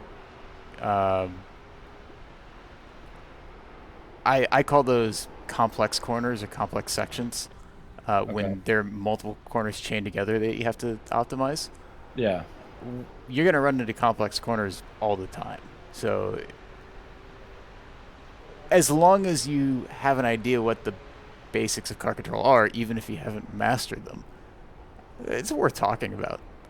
And the way I've found that consistently gets me in the ballpark is starting from the last corner in the section and working backwards. Okay. So, optimize, set up the last corner as well as possibly can. Yeah, even if you have to drive 30 miles an hour slower. Yeah. Set it up as well as possible. Nail the exit as well as possible. Then see if that's realistic to get to that setup in the previous corner, and how much you have to sacrifice to get to that setup in the previous corner. Okay. That makes a lot more sense. Yeah. Okay. So kind of like working your way backwards and finding the good exit for each, and then seeing if it's like realistic and possible to get Exactly. the exits of the other one. Okay. Yeah. Okay.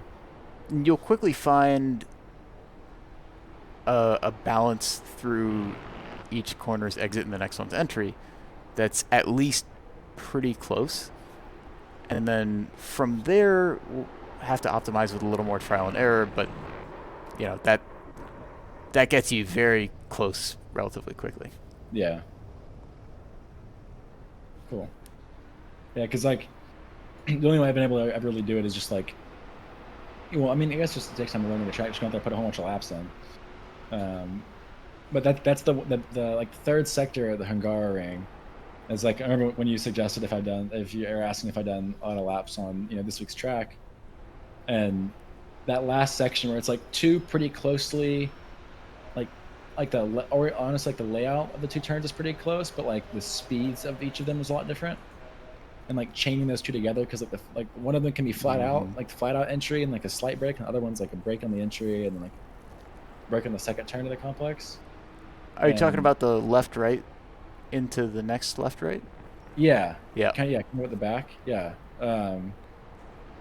It's like just like stuff like that, and like finding like the nuances between them, and but also just like making sure I'm properly set up before each one, because I also find like if I screw up the first one, the rest of them are pretty screwed too. Mm-hmm.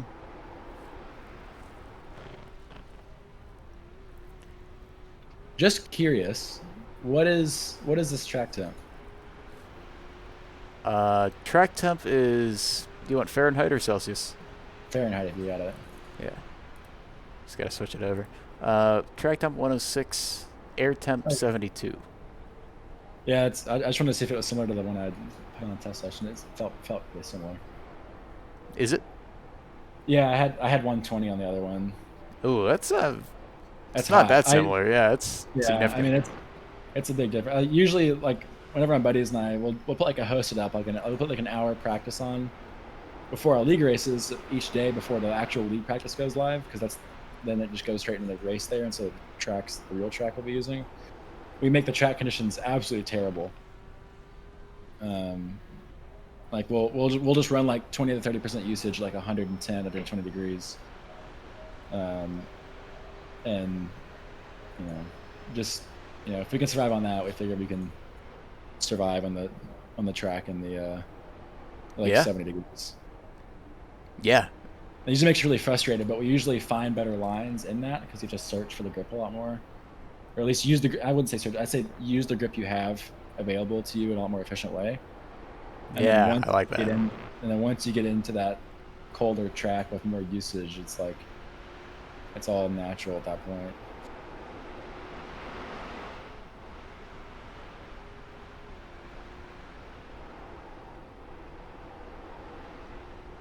I totally agree. And lately, I've been trying to push my team into using more like hotter and worse track conditions than we know we'll have. Yeah. Just for the purpose, not really driving. We're all pretty pretty solid on driving. But Yeah. for stress testing setups and feeling little nuances in how, like, if a setup is unbalanced, how does it become unbalanced, right? Okay. Like, yeah. later on in a stint, you can feel little differences between two setups a lot more clearly when there's less grip to work with, and you know, you've burned off your tires quickly. Yeah. And we usually look at it for like prepping for endurance races and stuff, like looking at like a tire wear per stint and stuff like that. And like that way, like we have the worst case scenario in case it does actually get that hot during the day or something. Then like we're not going to be totally caught off guard and we're screwed. But we kind of know what to expect with that kind of stuff. Sure. Yeah. And when I was making the I got the major setup for LMP1 for Le Mans when we did 24 hours, and there were like a few things I didn't like about it. Just like it was like very personal things, but just like some like regen modes and stuff like that. And I used a 126-degree track with like 10% usage because I could feel the difference of everything a lot better, just like you were saying. And so it made the setup a lot easier to change. Yeah. Yeah, good stuff. It's good that you're using that method now. It took me years to get there. Well, it did me too. I mean, I've been doing it for, I've been iRacing for, I guess, since 2016. Oh, really? Okay. Yeah. But I never really took it seriously. Like I started this team 8 months ago, and kind of like I got Fanatec around then too, because I was like, you know, I had sponsors and stuff to help pay for travel and drone racing, and I also had time in high school. But at college, I don't really have time to travel too much, and of course, if I can't go to races, I can't hold sponsors, you know, or go practice and that kind of stuff. Mm-hmm. And so sim racing is something I can do for my dorm, and I've always wanted to race real cars, but I can't afford to do that. Yeah, it's obscene. So SCCA got me as close as I could to real stuff, and then sim racing gets me closer to the, you know, the real race cars. Yeah. I was surprised to find a lot of buddies that do it here, and so I was like, well, let's just start a team. And I found out that everyone's around the same skill level, and so that we all like it's really fun because we'll all be in a session. We'll just like stay within a second of each other for like an hour and a half. Just like friends, and it's so much fun. Yeah, it is fun. Especially, well, yeah, I mean, you said it. You can really push each other throughout the whole session.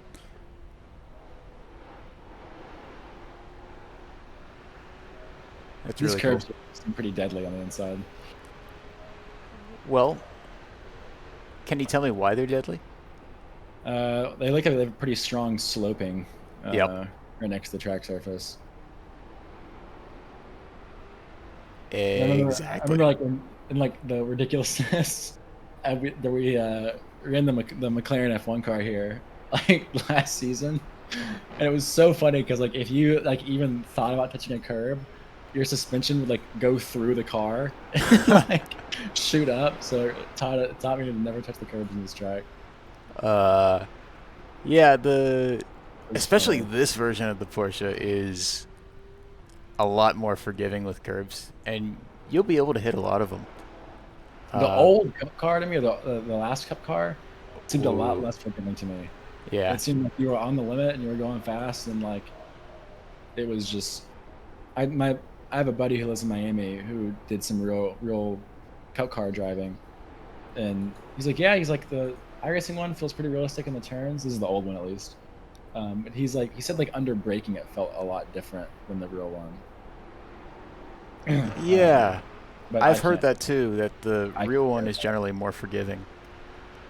That's what it seemed like. It seemed like you just I would lock a rear super easily, even with the brake bias as far forward as I could put it, and then the rear would just, you know, start becoming the front of the car. When you say lock the rear, was it happening in a straight, like, was it starting in a straight line, or was it more once you started turning in? It was more of me I also haven't raced it since I've kind of like gotten Fanatec and been serious again. So Yeah. I mean, yeah. So I mean, it was more of me being a bad driver and locking in a bit of a straight line, but also not having the connection yet of, oh, when I turn in, I should probably let off the brakes. Yep. Yeah, and so you just turn in with too much braking in and the rear locks. I haven't really tried it since then. Yeah. Well, yeah. The reason I asked, I don't expect you to have a detailed memory of what the car was doing, but generally, you mentioned adjusting the brake bias. The brake bias being all the way forward, and you still swinging the rear out when you brake too hard. That's a big red flag that brake bias isn't the problem. Probably wasn't the brake bias. Yeah. And that was, I mean, not to say that this was, but I was in the, I would just like run the fix setups. But I mean, I wouldn't run them in the fix series. I would just take the fix setup and then mess with the brake bias during the race. So that's why is the setup is not adjusted at all. And it's built for the fix series with that brake bias, and then I take it, change it a lot. We had a guy in our 24 hours of Rolex race. He was like, he just randomly asked in the middle of the race, like, anyone else locking up a lot? And I responded, I was like, not any more than usual. In the turn one, and he's like, I just can't get the car to stop. And then one of the other teammates goes on, well, what's the brake bias? He had his brake bias at 58. It was all the way forward. No. In the C8, yeah, it was all the way forward. In the C8, we ran like 49 and a half. A brake bias. Wow. And they're running it at 58 maxed out in the front. Yeah. Like, our fronts just keep locking. We can't get the car to stop. That'll do it. And I was like, yeah, I think we know why. Especially in turn one with that, Daytona's got the weird crested track. Yeah. So I live like a mile from the speedway. Oh, sick. It's funny. They've been testing like next gen NASCAR stuff here recently, and then the Miatas came to race, and the Miatas were like literally twice as loud.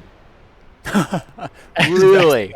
Yeah, like the Cup cars, like the next gen cars are a lot louder than the older NASCARs, and you could hear them like outside on our school campus because we're on the airport here, and then the Miatas you could hear inside a classroom. It was like, that's awesome. It was so funny. I woke up, I was like, what in the hell's racing over there? It sounds insane. And I have a buddy who works like at like the top of like race marshaling for IMSA, and he was always like, oh yeah, we're doing Miatas today. And I was like, what? He's like, yeah, there's like 50 of them out here racing right now on the track. I was like, dude, that's sick.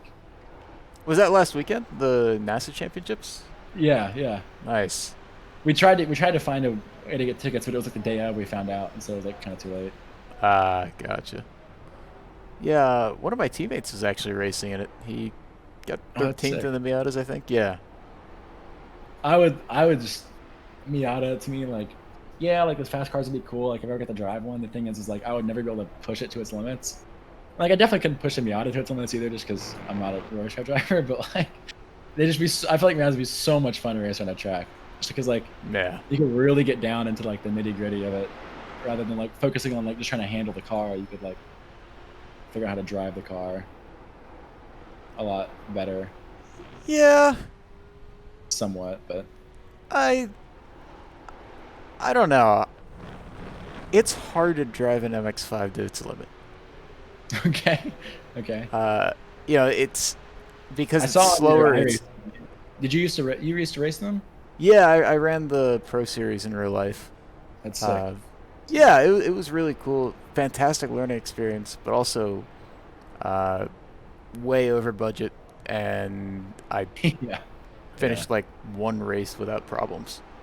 So I had a ton of mechanical issues. Yeah. And it was a valuable learning experience. Well, Not again. There it goes. Same thing. Yeah. I want to see what those tires are at. 84. Okay, don't listen to me. I'm not using excuses. You say 84, but what was the balance between the front and the rears? So left side, front was 84, rear was 85. Okay. Right side, front was 91, rear was 92. Yeah, we don't care about the insides. Yeah. Left Well, I side. was saying on the. Wait. Okay. Actually, this is a question that I do want to ask you. When you look at tire wear, what percent are you looking at? The middle, inner, outer percent? What are you looking at? I'm looking at the one that's lowest. Okay. Same here. Okay. Yeah. Same here. I didn't know if that was if there was anything different, like the faster guys that you guys look at, but yeah. No. The lowest in the front was 84, and then the right front was 91, the lowest, and then left rear was 85. So only a percent difference on both sides. So very well balanced. Yeah. That's good. That also, that oversteer is the exact same oversteer you would get on fresher tires. Watching you, it really didn't look like the balance of the car was changing much. I'm sure it was being affected some. Yeah. What did you feel, by the way? I mean, what did you feel with the balance on entry, on exit? Anything you noticed? Like in that turn, or just in general? In general. The past run. I mean, over the past run, the rear has wanted to it's been more oversteery, like the setup has been. More oversteery over the run, or the same level of more oversteery? Like this, like over the entire run, it was like more oversteery than like what we initially ran with earlier. Right. Which of course we wanted it to do, but the thing for me in the car was like kind of like right there. It's kind of subtle, but like being able, like if I notice myself going a little bit too wide, it's almost easier to correct for me going wider if I enter run without like really losing. I'm still of course going to lose time because it's not the most efficient line. I went wide, but it seems to be easier to correct that.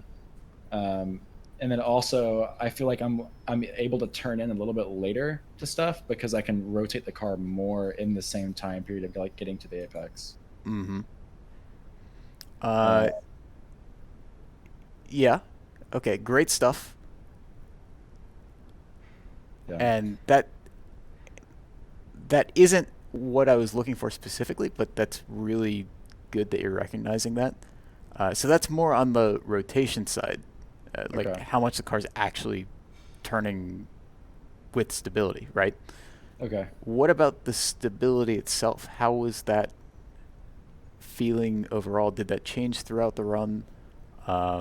Corner entry versus corner exit, any differences? I honestly, there honestly hasn't been a huge difference over the run. Of course, like I can feel the tires like warm up and hit their peak and then kind of fall back off again and like stabilize. Mm-hmm. But once the tires are stabilized, it felt very similar throughout the entire run.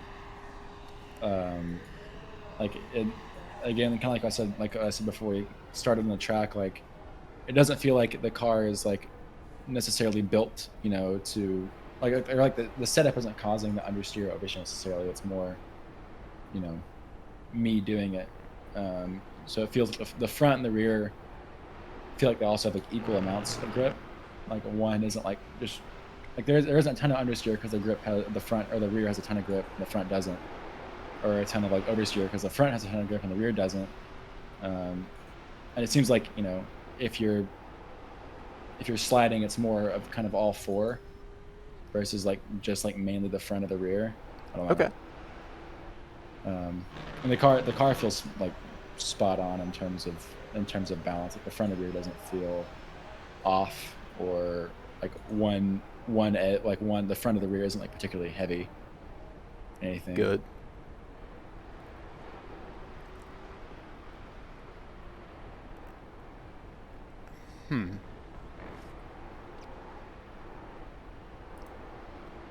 Are you getting any lockup lights on entry? Ever? I'm getting very few. What color? Definitely purple.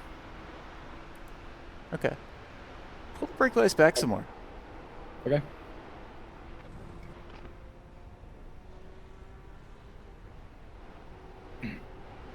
And actually thinking about like I'll get like the fronts and then like it'll flash a little bit and then it'll be kind of like a whole side, honestly. So maybe like the fronts will flash in a straight line, but then as you pitch into the corner, it switches to the rear. Yeah. Or it adds in the rear. Okay. I'm not sure. I don't look inside too much. That used to be a big problem of mine, was looking inside the car at stuff that just doesn't. Getting distracted. Yeah. Sure. It's a big thing while flying too, is look outside. Oh, I bet. But then you do a pilot training where you have to look inside because you're doing instrument stuff, and then they tell you to look back outside, and you got a commercial.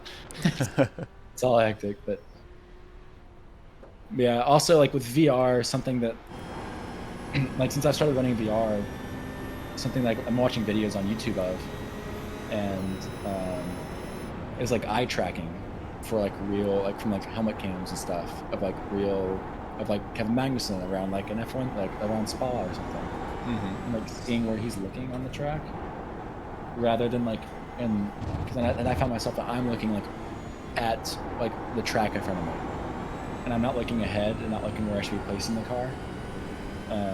And so that's one thing I've also been trying to work on recently, is like where I'm looking on the track, because I've noticed it does make a difference when I like try to focus on it.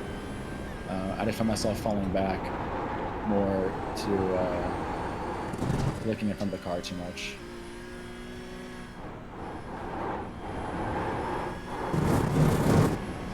Yeah.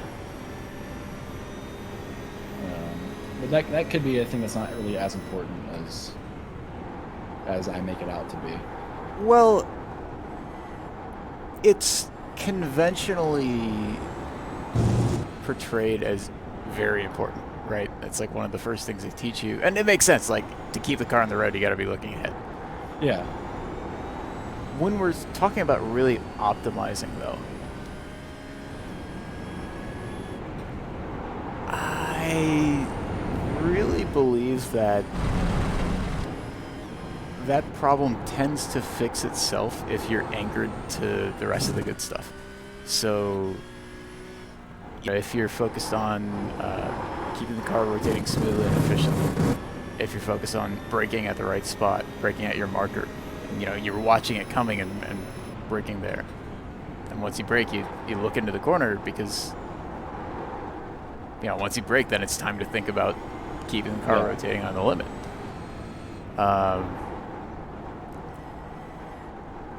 If it's something that is really holding you back, then yeah, definitely put some energy into it. But I'm not convinced it's the most important thing to focus on, or the most efficient use of your mental energy. Okay.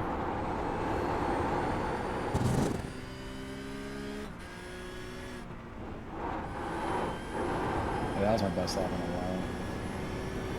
I really felt the car rotate there with this for the brake bias. Like, I felt it, especially a lot more in the complex over here. It was my best X out of there yet. Nice. Likely because you got more turning done by the time you got there. Yeah. Yeah, but I also, not only that, but I switched the lineup for it. Like, I went more to the left and then rotated and turned a little bit later. Oh yeah. Okay. So I was like able to kind of get the power down. Like, rather than having the power on earlier, but not like full power, I took a little bit while the car rotates. I was able to like get the car rotated and then apply it like a lot more quickly. Not all at once, because you don't want to jam it on there immediately. But yeah. Yeah. Yeah, perfect. I mean, that's what we're looking for. Can you get the car loose on entry? Do you think the brake bias is too far back now? And right there, I kind of felt it. I had some real occupieds there. Okay. Let me see through here. I'm still getting purple lights in the front,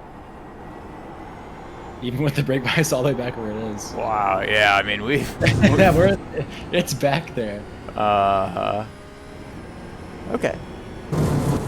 Honestly, if you want to, like, next time, if you want to get the Skippy out, because I know the Skippy rotates a lot on your braking, at least what I remember of it. I haven't raced it a lot recently. Yeah, no, it definitely does. You know, I'm down. Like I know like switching stuff all the time isn't the best, but I think being like a consistent platform is good. It's really true in drag racing. But yeah, I mean I would be down to do whatever. Okay.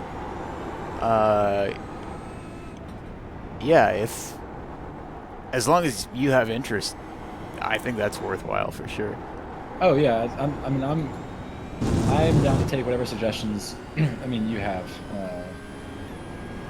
Because I remember the Skippy, like I did 0 coaching, but I just drove the Skippy for fun for like a season or 2, and then going back to F3, and it made me so much quicker in F3.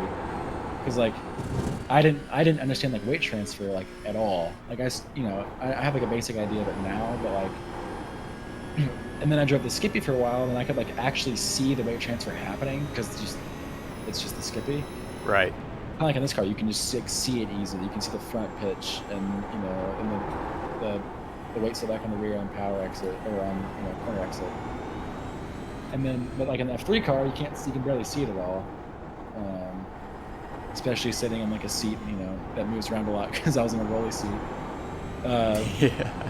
But the understanding weight transfer in that car made it so much easier to like apply it to other things.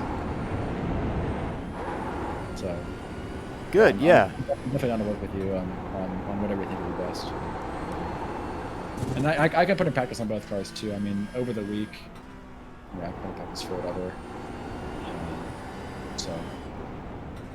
How many hours, just, super rough estimate, would you say you're driving per week? Probably per week. Probably anywhere from like 5 to 10. Okay. Maybe. It honestly depends on like, sounds kind of crazy, but it honestly just depends on the weather. Like if we get flights canceled or something. Sure. Here doing more. But something I try not to do anymore now is because like I'm really trying to get my like I rating and safety rating like up consistently.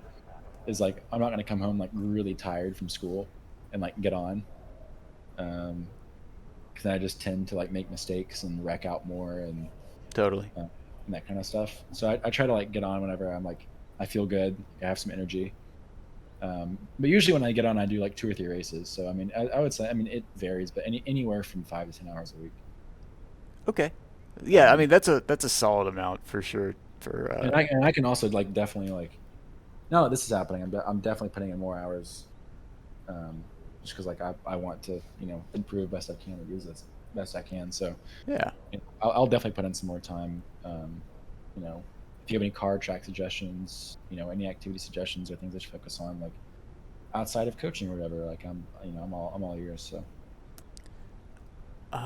Honestly, in general, I think you're doing a lot of the right stuff. You're racing with enough variety to keep it interesting for you, but also like you're doing league stuff in this car, which I'm really glad to hear that because this car and the Skippy, I think I mentioned, are the 2 that I by far like the most for driver development. Yeah. And if you have a reason to practice P-Cup more than just so we can work together better, that's great and all, but that'll get old if it's just you driving laps alone for coaching sessions. Yeah. No, yeah. I mean, also like my buddies here, they also like driving the P-Cup, and we were really excited about it when it got announced. So we usually do some of the official races and stuff together. Awesome. And that kind of stuff. So I'd say just in general, let's play by ear. So stick with the P-Cup for now. Okay. Play around with stuff like brake bias, and if the car's not doing something it's supposed to be doing, like for example, right here. It's supposed to be. We're supposed to be getting rear lockup lights at some point, and it seems like we're struggling to do that. Yeah. Yeah. Maybe mess with the setup a little bit, and if you get stuck, I can suggest a couple things. There are only so many options. I have a pretty good idea what will help. Yeah. But I do like about the P-Cup is it's like the setup's so simple. Yeah, it's There's actually not, like, a really billion good to things. start learning what the pickups, like what each piece of the setup does, because Yeah. everything you learn here applies pretty well to other cars with more Yeah. complex options. Yeah, exactly. The biggest thing for me to learn setup wise is like I can like tune like for the most part to like my liking, like sway bars and ride height and shocks, like shock adjustment. But a big thing that like it sounds very simple, but it's something I've never spent time to understand is like spring rate. Like I know what spring rate is, but like exactly how it affects the car, or like, and I know what caster is too, but I never really mess with caster on setups when I get them, all that kind of stuff. That's for later anyway. But Yeah, one of those is a super simple answer. The spring rate exists to control the dynamic ride height and the dynamic rake. That's all you're doing with them. Oh, okay. So the shocks will do more to actually affect handling itself, and especially like transient handling. Mm-hmm. But yeah, the springs are just dynamic ride heights. That's all you need to. That makes sense. I never made that connection in my head. I never thought about like I knew the car compresses, but I never thought about spring rate affecting that, and it obviously does. So Yeah, well, it's. I just never thought it's so funny. I never thought about that. Yeah. Weird. I mean, someone had to tell me too. It's not. yeah. Everyone's got to learn somewhere, right? Yeah. Yeah, exactly. Well, all right, man. Yeah, for now, let's play it by ear. Stick with the P Cup. I think for sure we'll squeeze in a Skippy week. Maybe next week, maybe the week after. Cool. But I want to know how you're progressing with this. How often do you want to meet? I'm honestly down for whatever. I mean, once or twice a week sounds good to me. My weekends are usually like, especially like my Saturdays are pretty free. Okay. During the week, I'm free. Just like it'll just have to be like in the evening. Sure. Usually. Like how late? Like any honestly like starting at like 6 p.m. onward, but I'm also up pretty late, like very late. So okay. I'm honestly up for whatever, and I don't care if it's at one of those hours, and my roommate doesn't either because he's up, and I don't really care what he thinks anyway. We're both friends. We both deal with each other, so sure. Yeah. But yeah, I'm honestly, and also like if you have like time one day and are like, hey, you want to do this, and like just shoot me a Discord message or whatever, and I'm up for whatever. But weekends definitely work good for me. And then Tuesdays and Thursdays would be best as well. So okay, any of those days that work good for you. Yeah, Tuesdays could work very well for me too. So okay. I mean, the Saturday Tuesday rotation sounds. Yeah, that sounds good. Good. Okay. Yeah. Cool. We'll figure out the times. I have to figure out where I'm at with team practices and such. Yeah. Absolutely.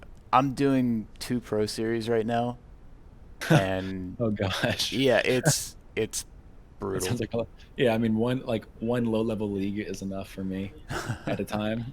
2 pros sounds great. So you're doing the Porsche, is it the Contender Cup? Yeah, the Contender Series. So that's like the qualifier for the real series. Okay. And then, what else are you? I'm doing the World Championship in the Dallara IRL1. Oh, nice. Yeah. Dude, that car's so crazy. I still can't understand it. When it first came out, there was like it would like you get on power and it would just like wiggle down the straights. I don't know. It was super weird for me. That was really fun.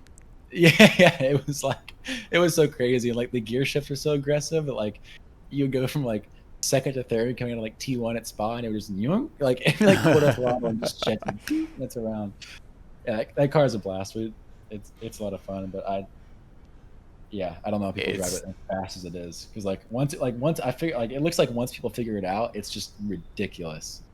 Like, it is so fast. It's very fast, and yeah, setup is annoying to get right, and it's not easy to drive on the limit either. We're basically like holding on. Yeah, like there's a lot of just not micromanagement, but there's a little bit of countersteer a lot of the time, and it's wild. I've noticed that from people driving. I've watched some like onboards and stuff of like people doing like crazy lap times or whatever, and it seems like you're holding like slip angle in there like you kind of would, but you're countersteering with it the whole time. Yeah. It seems I don't know. It seems crazy. Yeah, I think it's because we're running max swing in the front, and the aero balance is like unnaturally forward. Yeah. So the rest of the setup, kind of is designed around that. I cannot wait for the new F1 cars. Yeah, so you can like they're gonna be fun. Have those options, and yeah. Yeah. Right, so plan on Tuesday.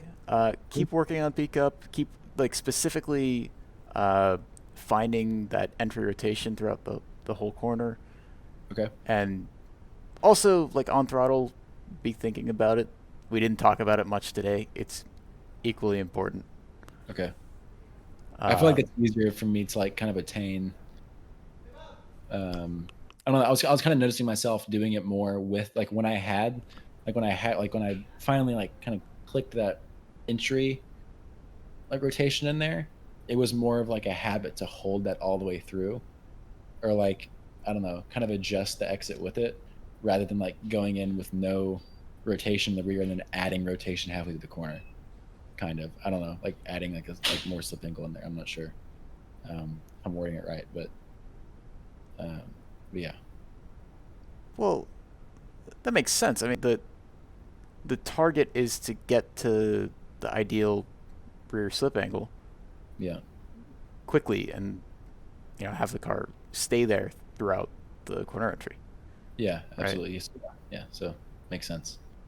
But yeah, it also doesn't make sense to start at 95% and stay at 95%. Yeah. So whatever you got to do, I'm not expecting you to have it perfect in 3 days. Yeah. I'll definitely work on it. It's just something my mind never went to. So that's why I'm so glad I have coaching now, because it's just things I don't even think about. Yeah. So yeah, exactly. Yeah, and you're, that's great. It seems like you're catching on quick. So I'm excited. Very excited, actually. Yeah, I looked over like some of the stuff for the season or for the plan, and it, I'm excited to keep going with this. Cool, man. All right, we'll talk times later. Okay. And yeah, be in touch. Yep. I'll talk to you soon. Yeah, I'm going.